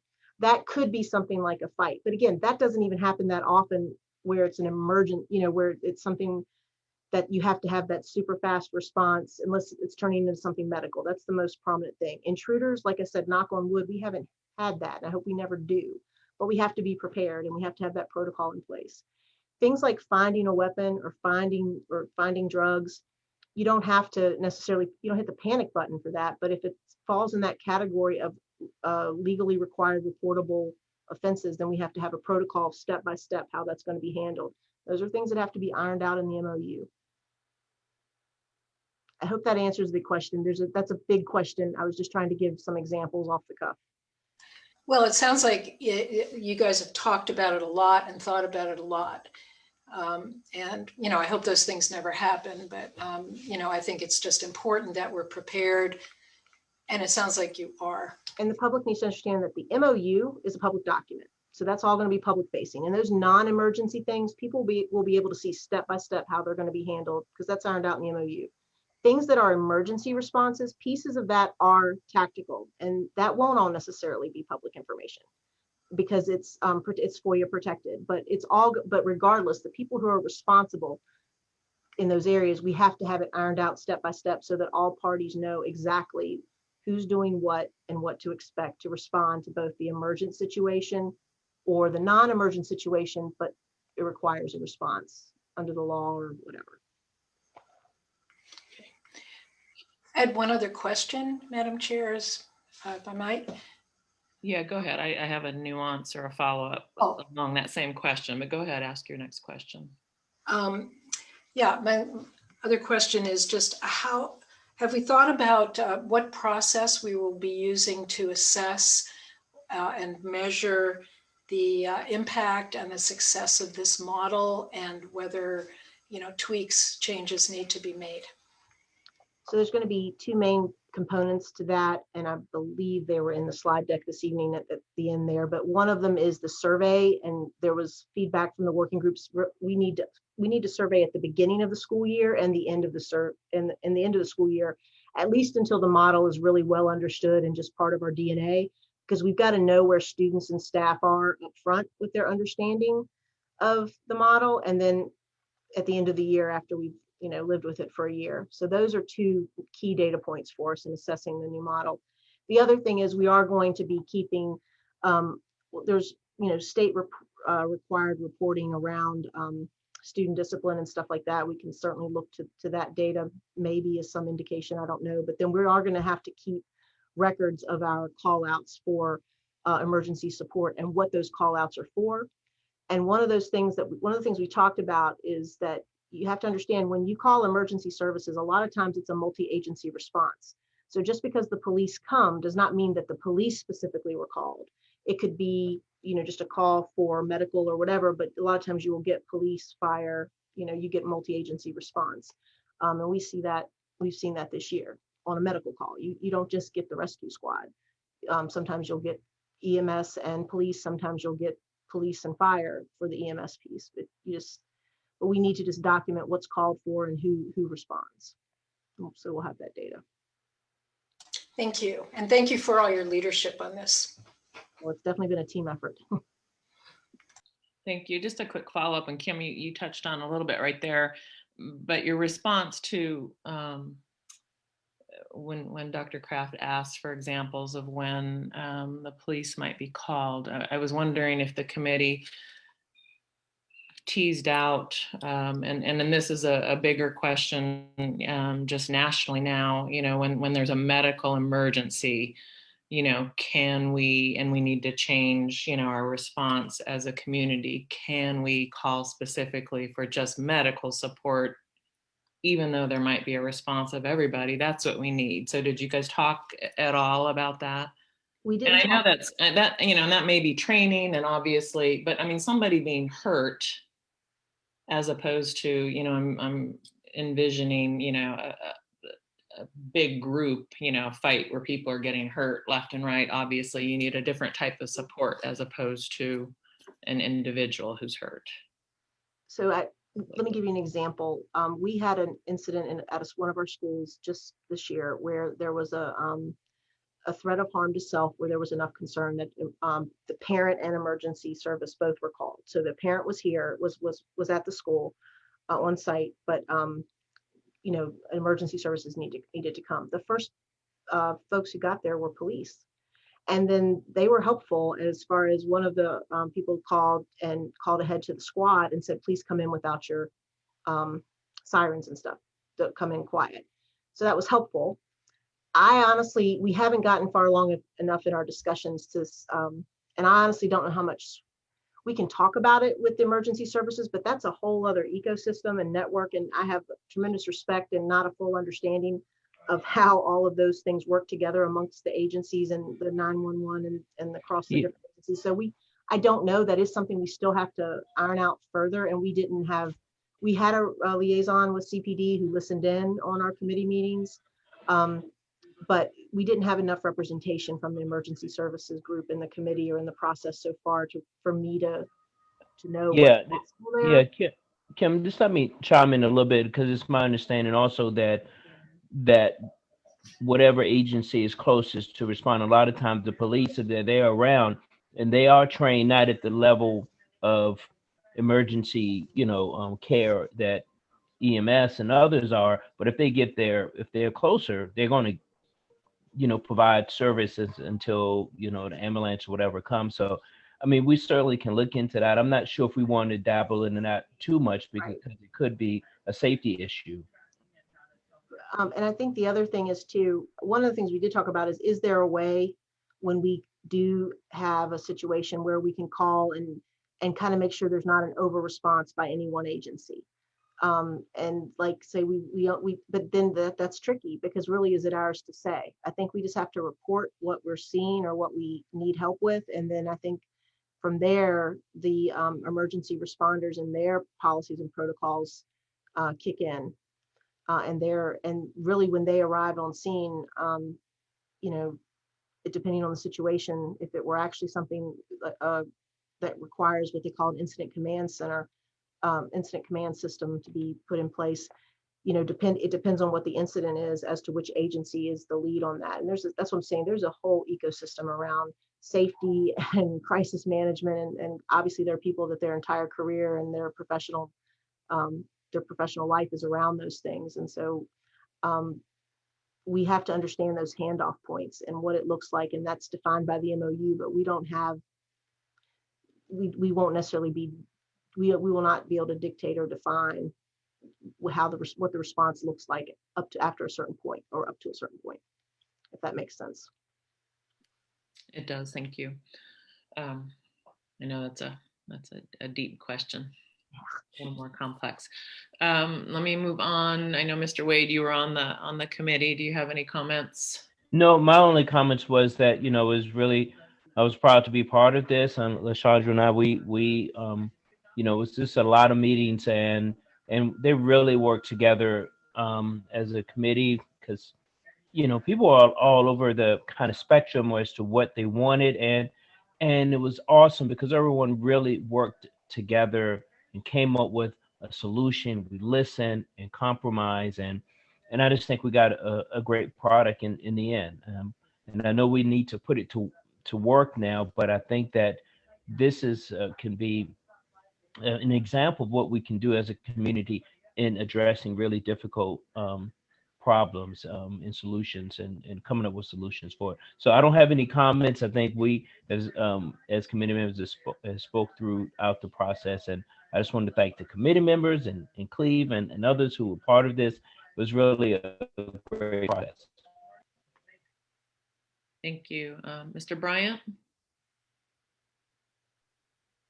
I don't have any questions at this point. I'm more of a visual person, so I won't, if we vote for this new model, I have to see it. And I trust the judgment of the principals who will be hiring these folks to work in their buildings. I do know that when I taught, safety was a concern for me when I walked into a building. I wanted to feel safe, and so did a lot of other people, the students and the teachers. So with all the hard work that this committee has done, I won't comment until I actually see it in action. And I'm sure the judgment of our principals and other people who will be on that hiring committee and hiring these folks to work in this, because I wasn't concerned of that education level. Because I know that the principals are going to do a good job in hiring the right people to work in those buildings with our children. So that's the critical point right there. That's the first line of defense, getting hired, and the principal will be able to see with their eyes, and other folks on that committee, the folks that they will be hired to work with our children and staff members. So I'm hopefully looking forward to this new model. We'll see. Thank you, sir. Lashandra, did you have any comments? I just wanted to agree with what Juan said, that we were on the committee and everyone did a lot of really good work, and it was just a good process. And just, to reiterate that it was really hard to find a model to kind of weigh on when we're building ours, because it is something new and we're building something that, we had to look at the Canada model. So we're building something that's very new. And so I understand the concern about the education level, but also on the same level, I just want to say that it's the entry point. It's not necessarily to say that's going to be everyone that you hire, but since this is new and we don't know, what it's going to look like in the end with, what the CSAs will look like, we wanted to give the principals, we wanted to give them as much latitude, because my background is in HR. And if you find the right person, you can get them the training that they need. You can bring them up to where you want them to be. And so it's new. We can tweak it. We can come back in a year. We can say, you know what? You were right. Maybe we should have, but we were starting somewhere and we wanted to have as much latitude. So I appreciate everyone's work. And I hope that, as we roll it out, everyone's concerns can be addressed, because it's not going to be a one and done. We're going to have to be visiting this, continually to make it, the Charlottesville model, and then the other places in the US can look to us as a model. So this is just a start, and we can only grow it better. Thank you. Ms. McKeever, did you have some other questions?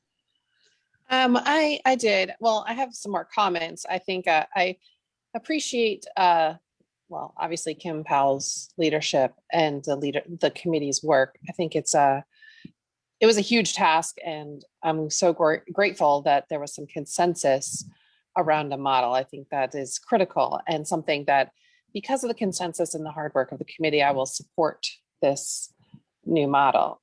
I think it's appropriate that we continue to have discussions and ask really critical, hard questions. In fact, I think you should have a subcommittee of that larger committee to continue to work, to see how it's going, to look at data, we looked at that policy a couple months ago on a school board level, and we said, this does not work.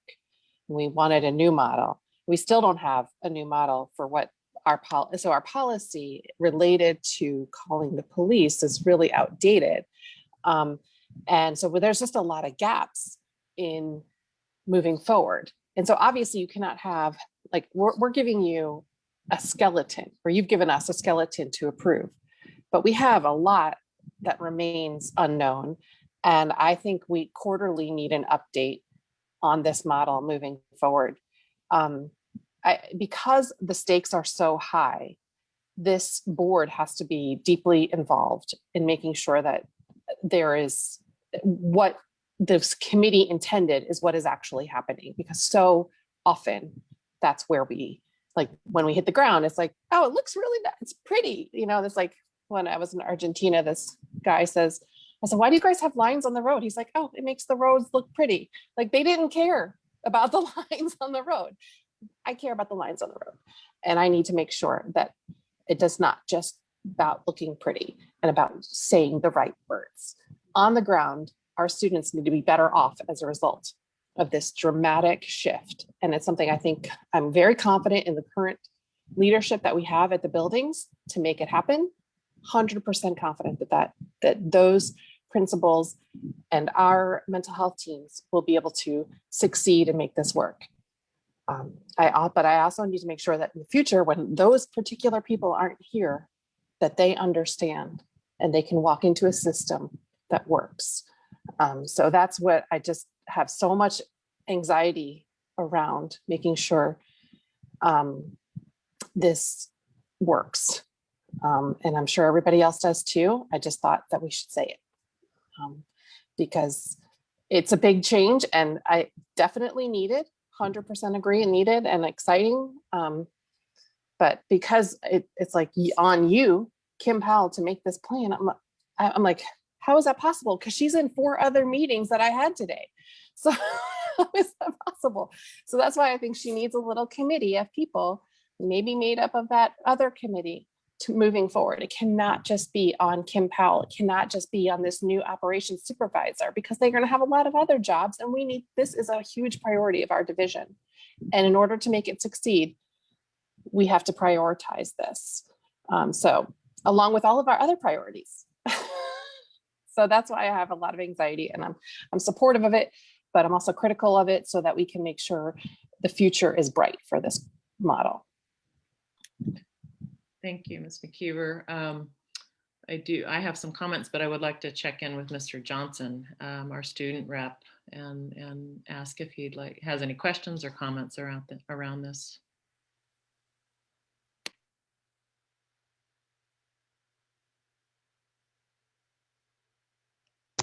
Sorry, I there was not a lot of noise in the back, but so I personally want to thank the committee and everybody who worked on this model. I am truly in love with everything that has been put in place. Oh, did I not unmute?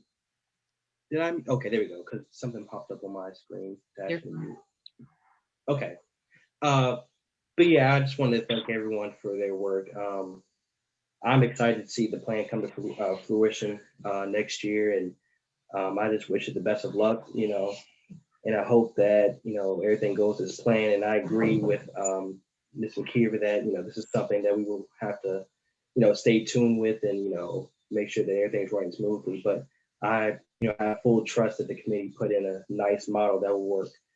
So again, I just want to congratulate everyone and, thank you all for putting in the work and dedication into a model like this that was very much needed for next year. So thank you. Thank you, sir. Thanks to all the board members for comments. I did have a couple of questions, and I mean, I know you've spoke a little bit, Ms. Powell, to the positions and the funding for some of the positions. So I was just curious from an HR perspective if we could get an update, Dr. Hubbard, possibly regarding like the social workers that we had plugged in to this next budget. And just as far as hiring, I know that the CSAs aren't posted yet, but for the social work positions, if we had an update on those. Yes, we've hired 2 of the 6.5 social emotional support counselors. So we have 4.5 to go. And for the clinical social worker position that we've been working on all year, we have, as of today, secured the 5th and final one. So we're well on the way of securing people for these positions.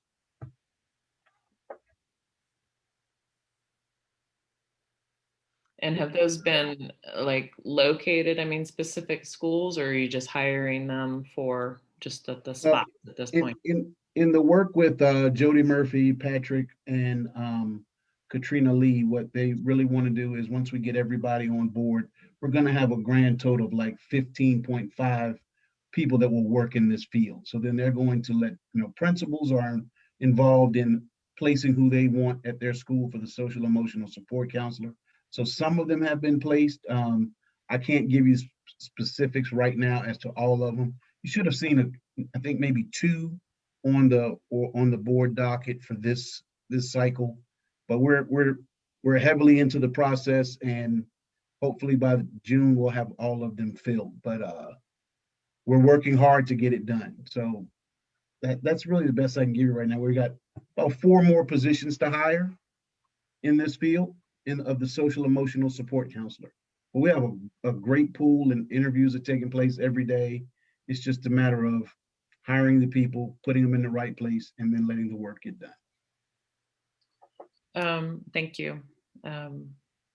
I guess and I don't know that anybody has answers about this, but just, concerns, again, looking at our budget, this year, as far as the fact that we use that CARES money, to fill and cover some of these positions, and then looking to next year already. And some of those social work positions, I believe, were grant funded. So I'm so supportive of all of these positions and want them, and I think we need them in our schools, but just want to remind, the board and the community about just the upcoming budget, which I'm already not looking forward to. But anyway, I do also appreciate all of the work that the committee did, and this new model. I'm excited about it. A question, Ms. Powell, as far as the MOU, is that kind of pending the approval of this program, and when does that happen, and who what does that look like as far as the timing for that? So I had shared with the committee and also with CPD a couple of examples of several examples, one being Toronto. Alexandria had the newest in the state, that even though we're not going with the traditional SRO model, they had a lot of good equity-based work in their MOU, even in a model that still had SROs. So there were different ones that we had pulled and pointed to as examples of the direction we need to head in, different components of those that we would want to use.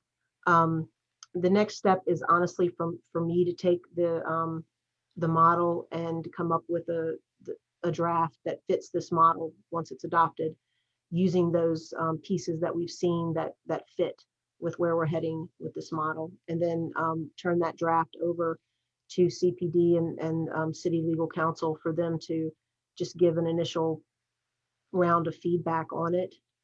And then we go from there with working with the board and sharing it out further. But I anticipate that the MOU, that first draft has to be done within the next week or two. It's one of my night and weekends projects type of thing. That just has to be done.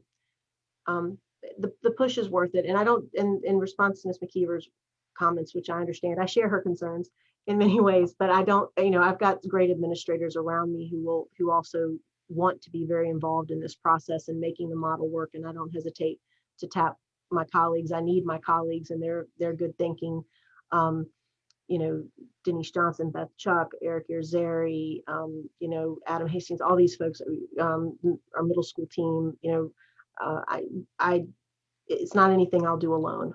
I'll put it that way. I have to pull them together. I have to have their good brains in this process with me, because truly the devil's in the details when it comes to implementing something like this. And we have to be extremely attentive to those details and very mindful of of what the intentions are of this model, and make sure we honor those intentions at every turn as we work out those details.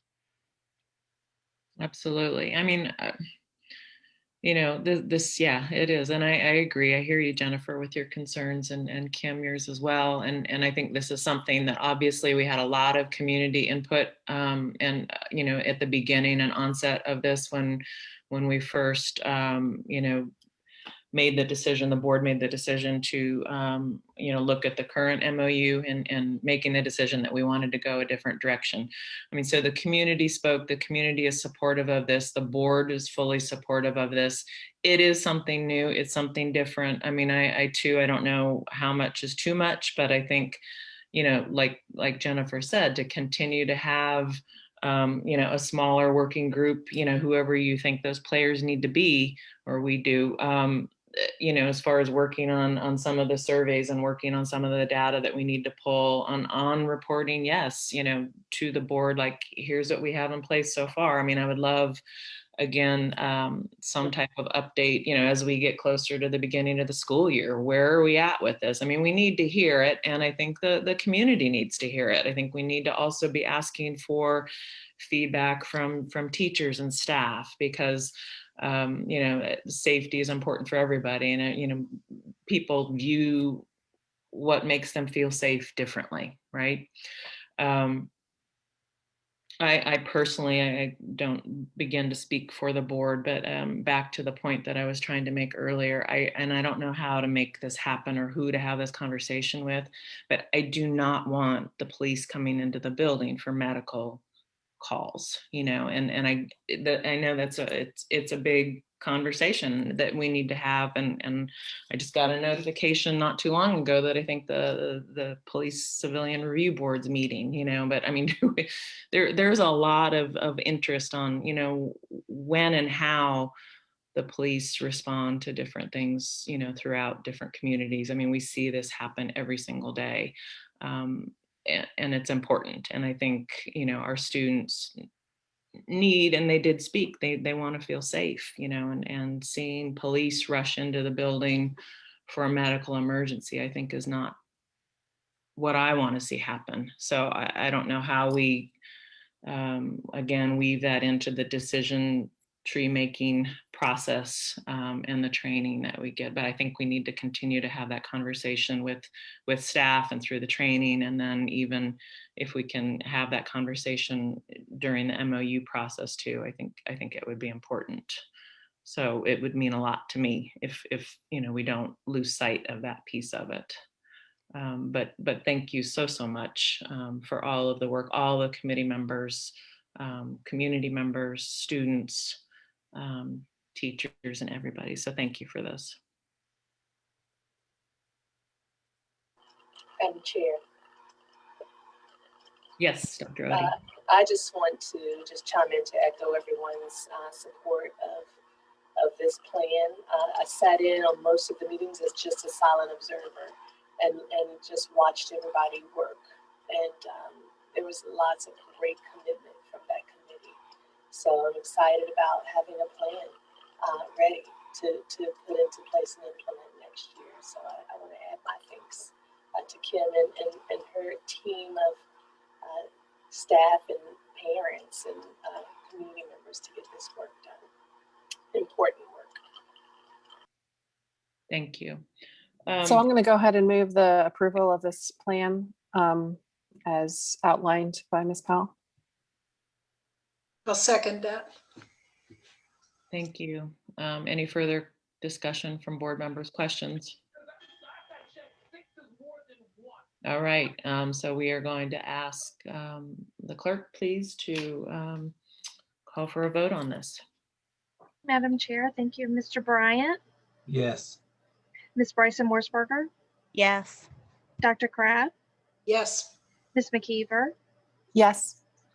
Ms. Torres, Yes. and Mr. Wade. Yes. Thank you. All right. Thank you.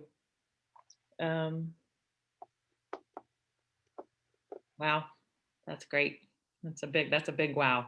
So way to go, Charlottesville. Congratulations. Yeah, that's huge. So thank you to everybody again. All right, we will move on to our second opportunity for comments from members of the community. Again, as a reminder, please raise your hand in the Zoom room, in the waiting room there, and Mr. Como will call on you. You have 3 minutes for your comment, and if you will please state your name and address at the beginning of your time, that would be appreciated. Great. And I'll start by saying that right now, I do not see any direct messages in the chat, and I do not see any hands raised. So we can give that period of time again, and I can update you after that, let you know if anyone has decided to chime in. Okay, we'll give it a little bit of time.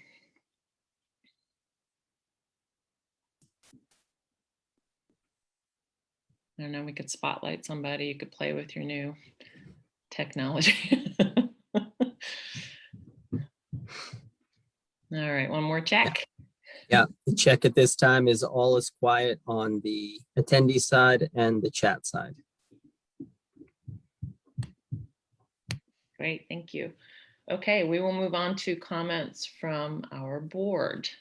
And let me scoot on through and see anybody raising their hand.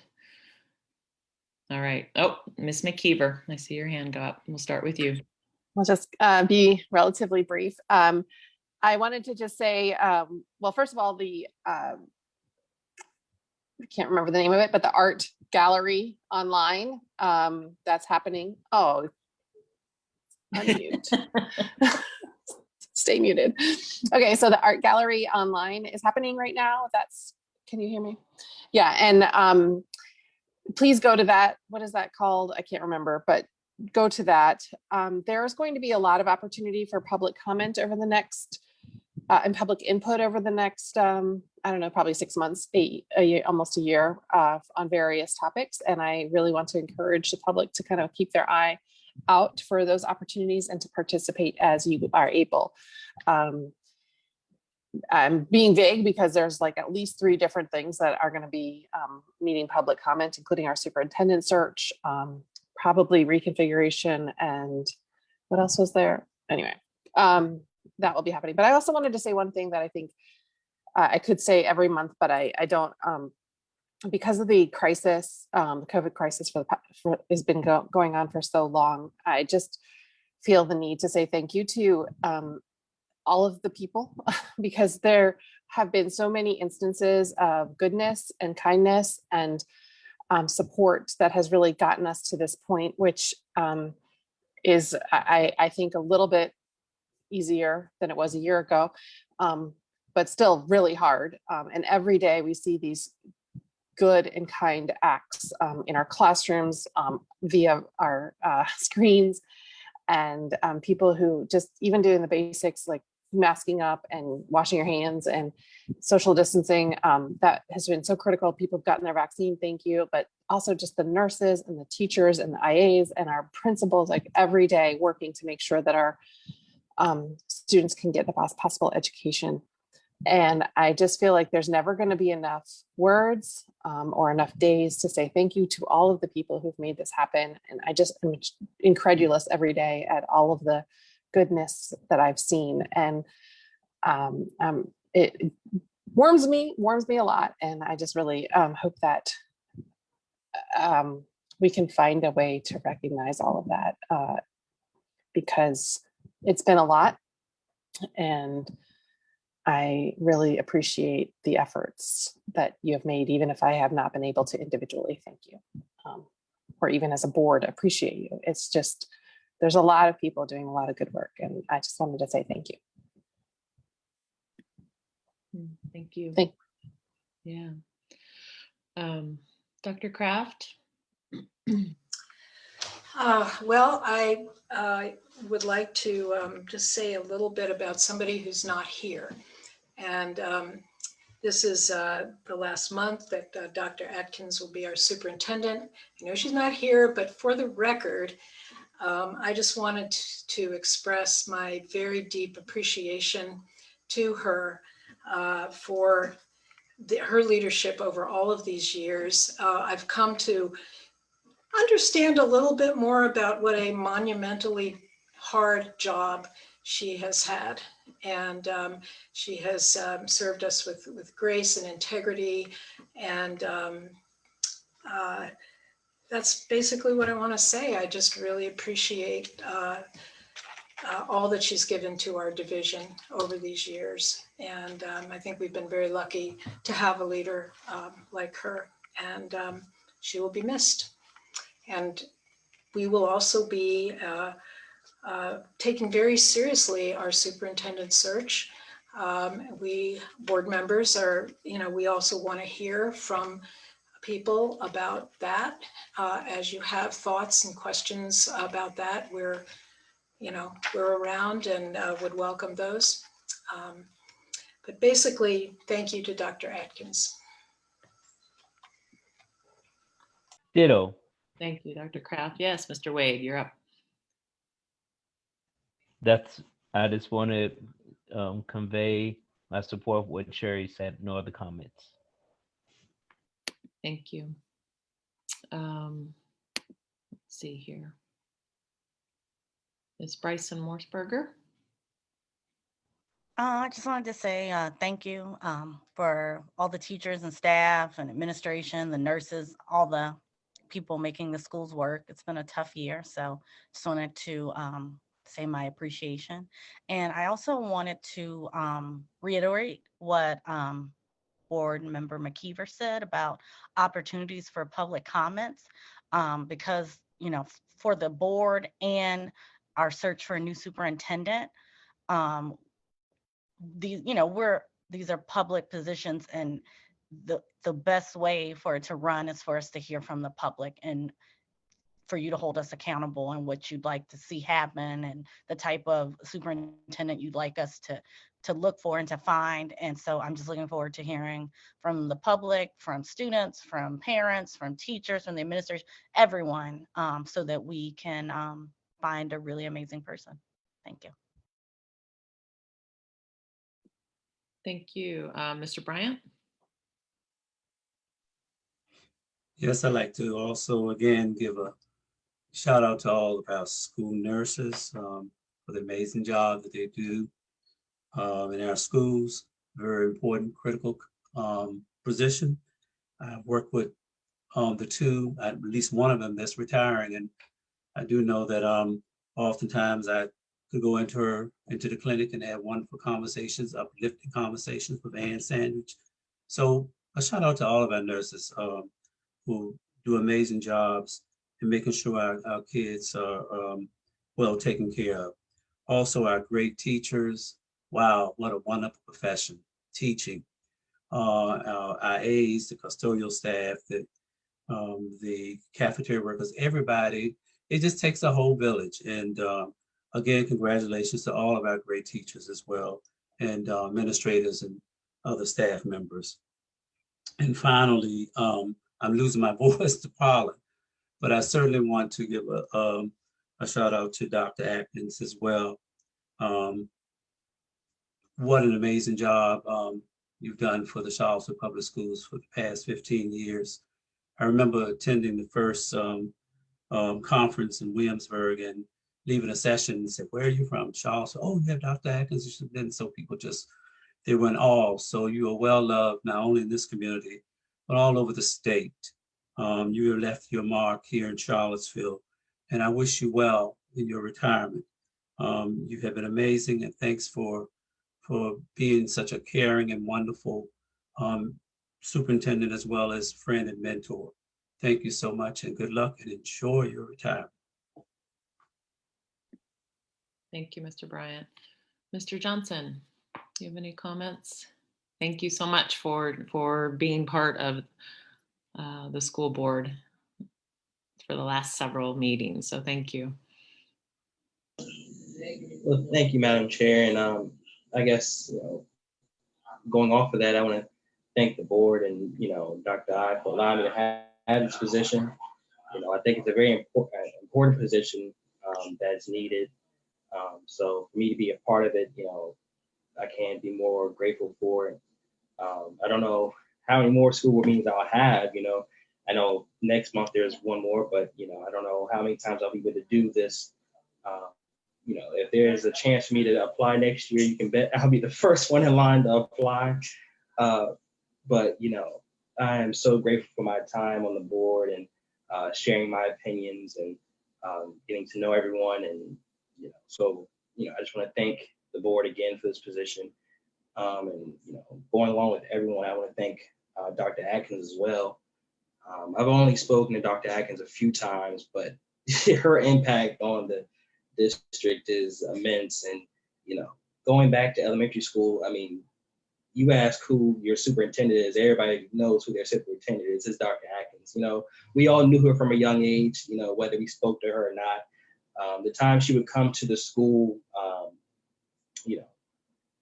everybody would get excited, everybody happy, because they know that their superintendent is someone they can look up to and be proud of saying that that's their superintendent. So as the years have gone on and I've gotten to speak with her and gotten to know her, it's true what people say about her being an amazing person. And you want to talk about doing an amazing job for so long. I mean, there's no better example than what Dr. Atkins has done. So I want to thank her again for everything she's done, and I wish her nothing but the best in her retirement and in her new position with the Department of Education. So thanking her again, and thank you, school board, for my position on the board as well. So thank you. Absolutely. You're welcome. Thank you. We are, you know, in debt to you. We all appreciate the student perspective, and I can't imagine, you know, having these meetings throughout the last few years without hearing from our students, because you definitely bring, you know, the feet on the ground in the building perspective, and it's really appreciated. So thank you. I do also just want to, you know, extend my gratitude as always to everybody throughout the division for all of the work. I mean, this has just been, I mean, what a year, you know, and it, you know, I hope everybody feels appreciated every day. I mean, that should be what we all strive to do, and you know, to be able to appreciate somebody, and I hope you feel appreciated as well. And just be kind, right?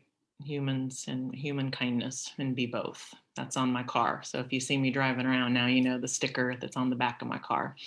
But I also do want to remind everybody again, as a couple of the school board members said, you know, how important public comment is. And yes, there will be a lot of opportunities, I think, throughout this community for that. I don't want to scare anybody in that, you know, we are trying to indicate or signal right now that you need to reach out to us now to have that opportunity to be part of this process. We are just, you know, just meeting with this firm for the first time next week to just kind of set the groundwork and set the stage and get the calendar out there. And so after that, you know, we will have an opportunity. I do welcome, and the board I know welcomes too, if there are groups that want to be part, or, you know, have an opportunity to meet with this firm, and we are still trying to finalize what that might look like, if it's face-to-face or if it's Zoom or a combination of both. I mean, we're open to all of that, and to any group who wants to participate in this process. Please, you know, start to email us now. I mean, I think we've got an incredible group of board members, tenured board members. We've got an incredible group of staff, you know, so as we start to create the list of who we want to include in this process, you know, I imagine it's going to be a tremendous, tremendously long list, but I want everybody to have the opportunity to share if you want to share. So please reach out to us. Please stay tuned. And again, this first meeting is just, again, the opportunity for us to meet them and to kind of set out our agenda for, you know, for the next several months of how we're going to proceed. So thank you again, everybody, for your comments, and thank you for all the work and everything that was presented tonight. And we can now move on to superintendent comments. So Dr. Odie. Thank you, Madam Chair. I do have a few comments. I want to start out by just reiterating our tremendous thanks to our CCS teachers, especially during this year's Teacher Appreciation Week. We all know quite how much of a different year it was. And I think I read a quote somewhere that it's the teacher that makes the difference, not the classroom. I think that's really fitting, since we've had in-person and virtual classrooms this year in this time of COVID. And our wonderful teachers have made a tremendous impact on students' lives, working hard to keep them engaged and showing them what they can do, even in this day and time in COVID, and showing them that they care for them, even though our teachers were going through lots of things themselves. So thank you to our teachers. And reiterating our thanks for our nurses. Today being the first day of Nurses Week, what a time it is to be a nurse. They certainly stepped up and assisted with COVID vaccinations and so many other duties that are just quite different than their normal tasks, and we appreciate them so much. And then if Leslie would put it, yeah, there we go. We've got that Unsung Heroes Awards up. I want to talk about that. We have several unsung heroes. As you remember, in the fall, we celebrated VIPs in the fall and winter, and now we're looking at our unsung heroes. These are exemplary support staff members who go above and beyond to make an impact on students and fellow staff and school communities. And we're in week 4 of these recognitions. So I'll go ahead and start just sharing out who these great folks are. We have Ann Martin, a custodian at Buford, Susan Roberts, an administrative tech at Lugo McGinnis Academy, Eli Stefano, systems analyst at the Division Annex, and Freddie Williams, custodian at Clark. And then we have Marcia D. Bell, Nurse D at Jackson Via, Jane DeGregorio, instructional assistant at Venable, Jeannie Humphrey, administrative tech at Walker, Lisa Yates, a county tech here at the Division Administration Office. Leslie Benson, cafeteria worker at Johnson. Chabi Bandari, custodian at Venable. Julia Green, our clerk here at DAO, administrative tech. And Roynetta Jackson, Nurse Jackson at Buford. And that's one that was retiring, I think, this year. I think we have one more page. I think that was it. So we certainly want to thank all of those great support staff, our unsung heroes. They get an email when they have been nominated and have been selected by our committee to be recognized during the week. So we'll continue recognizing unsung heroes for the rest of this year. As you probably know, June 8th is Democratic Primary Day. And we just confirmed today that we're going to have that as a synchronous virtual day for all Charlottesville City students, since several of our sites are polling locations. It's a big election. We've got governor, lieutenant governor, city council. So we expect lots of traffic at the schools. But the good news is that we now have learned how to continue instruction virtually during this time of COVID. So we shouldn't miss a beat on June 8th. And you may recall that last year, Governor Northam declared Juneteenth, which is June 19th, a state holiday.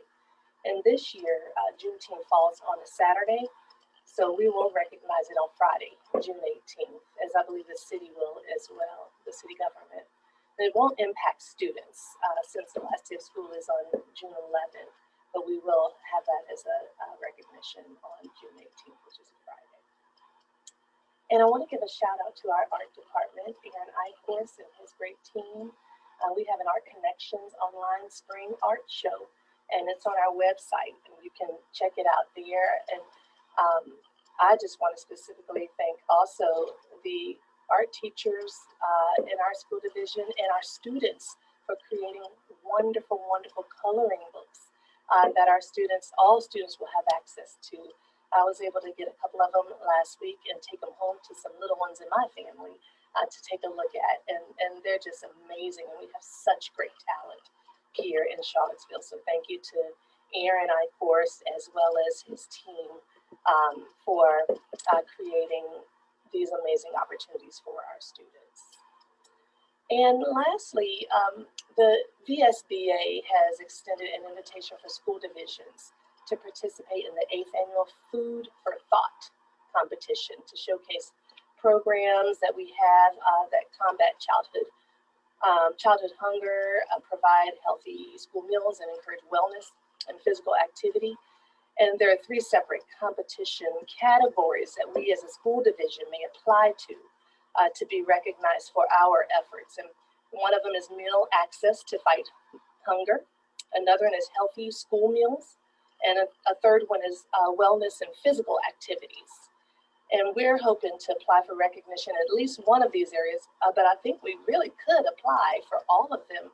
I know that Jessica Brantley, our health and PE coordinator, is looking to submit an application for our Day of Play event that we had earlier in the fall that I know many of our families participated in.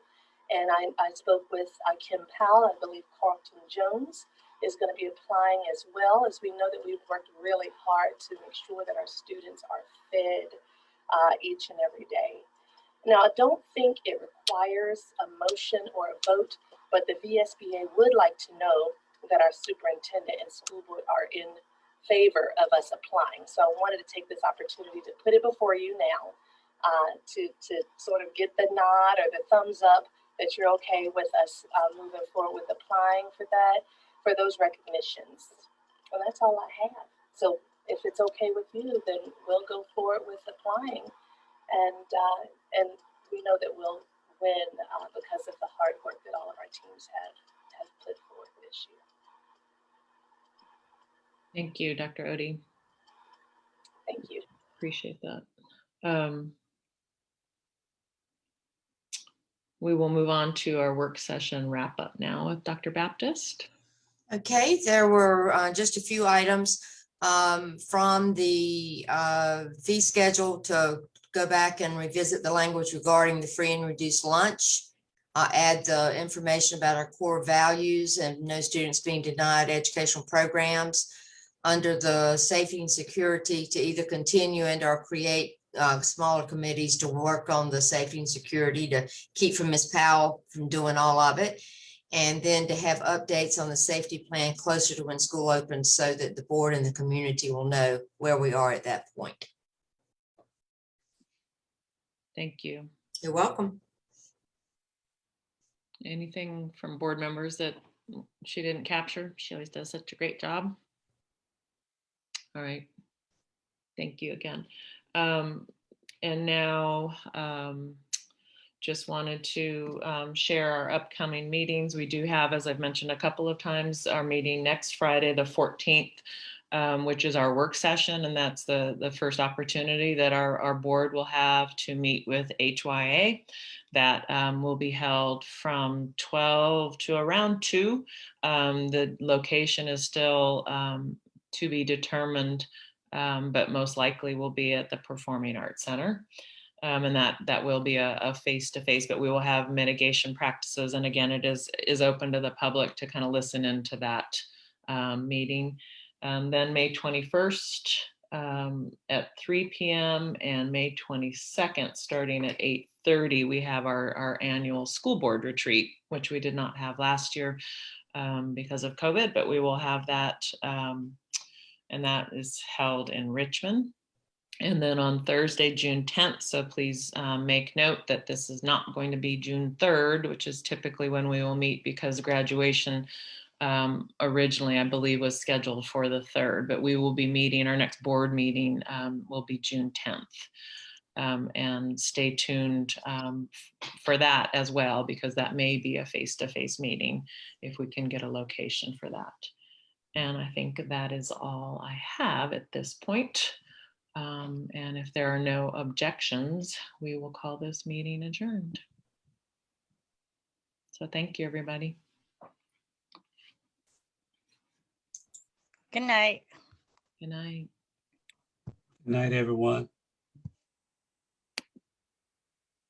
Good night, everyone. Thank you.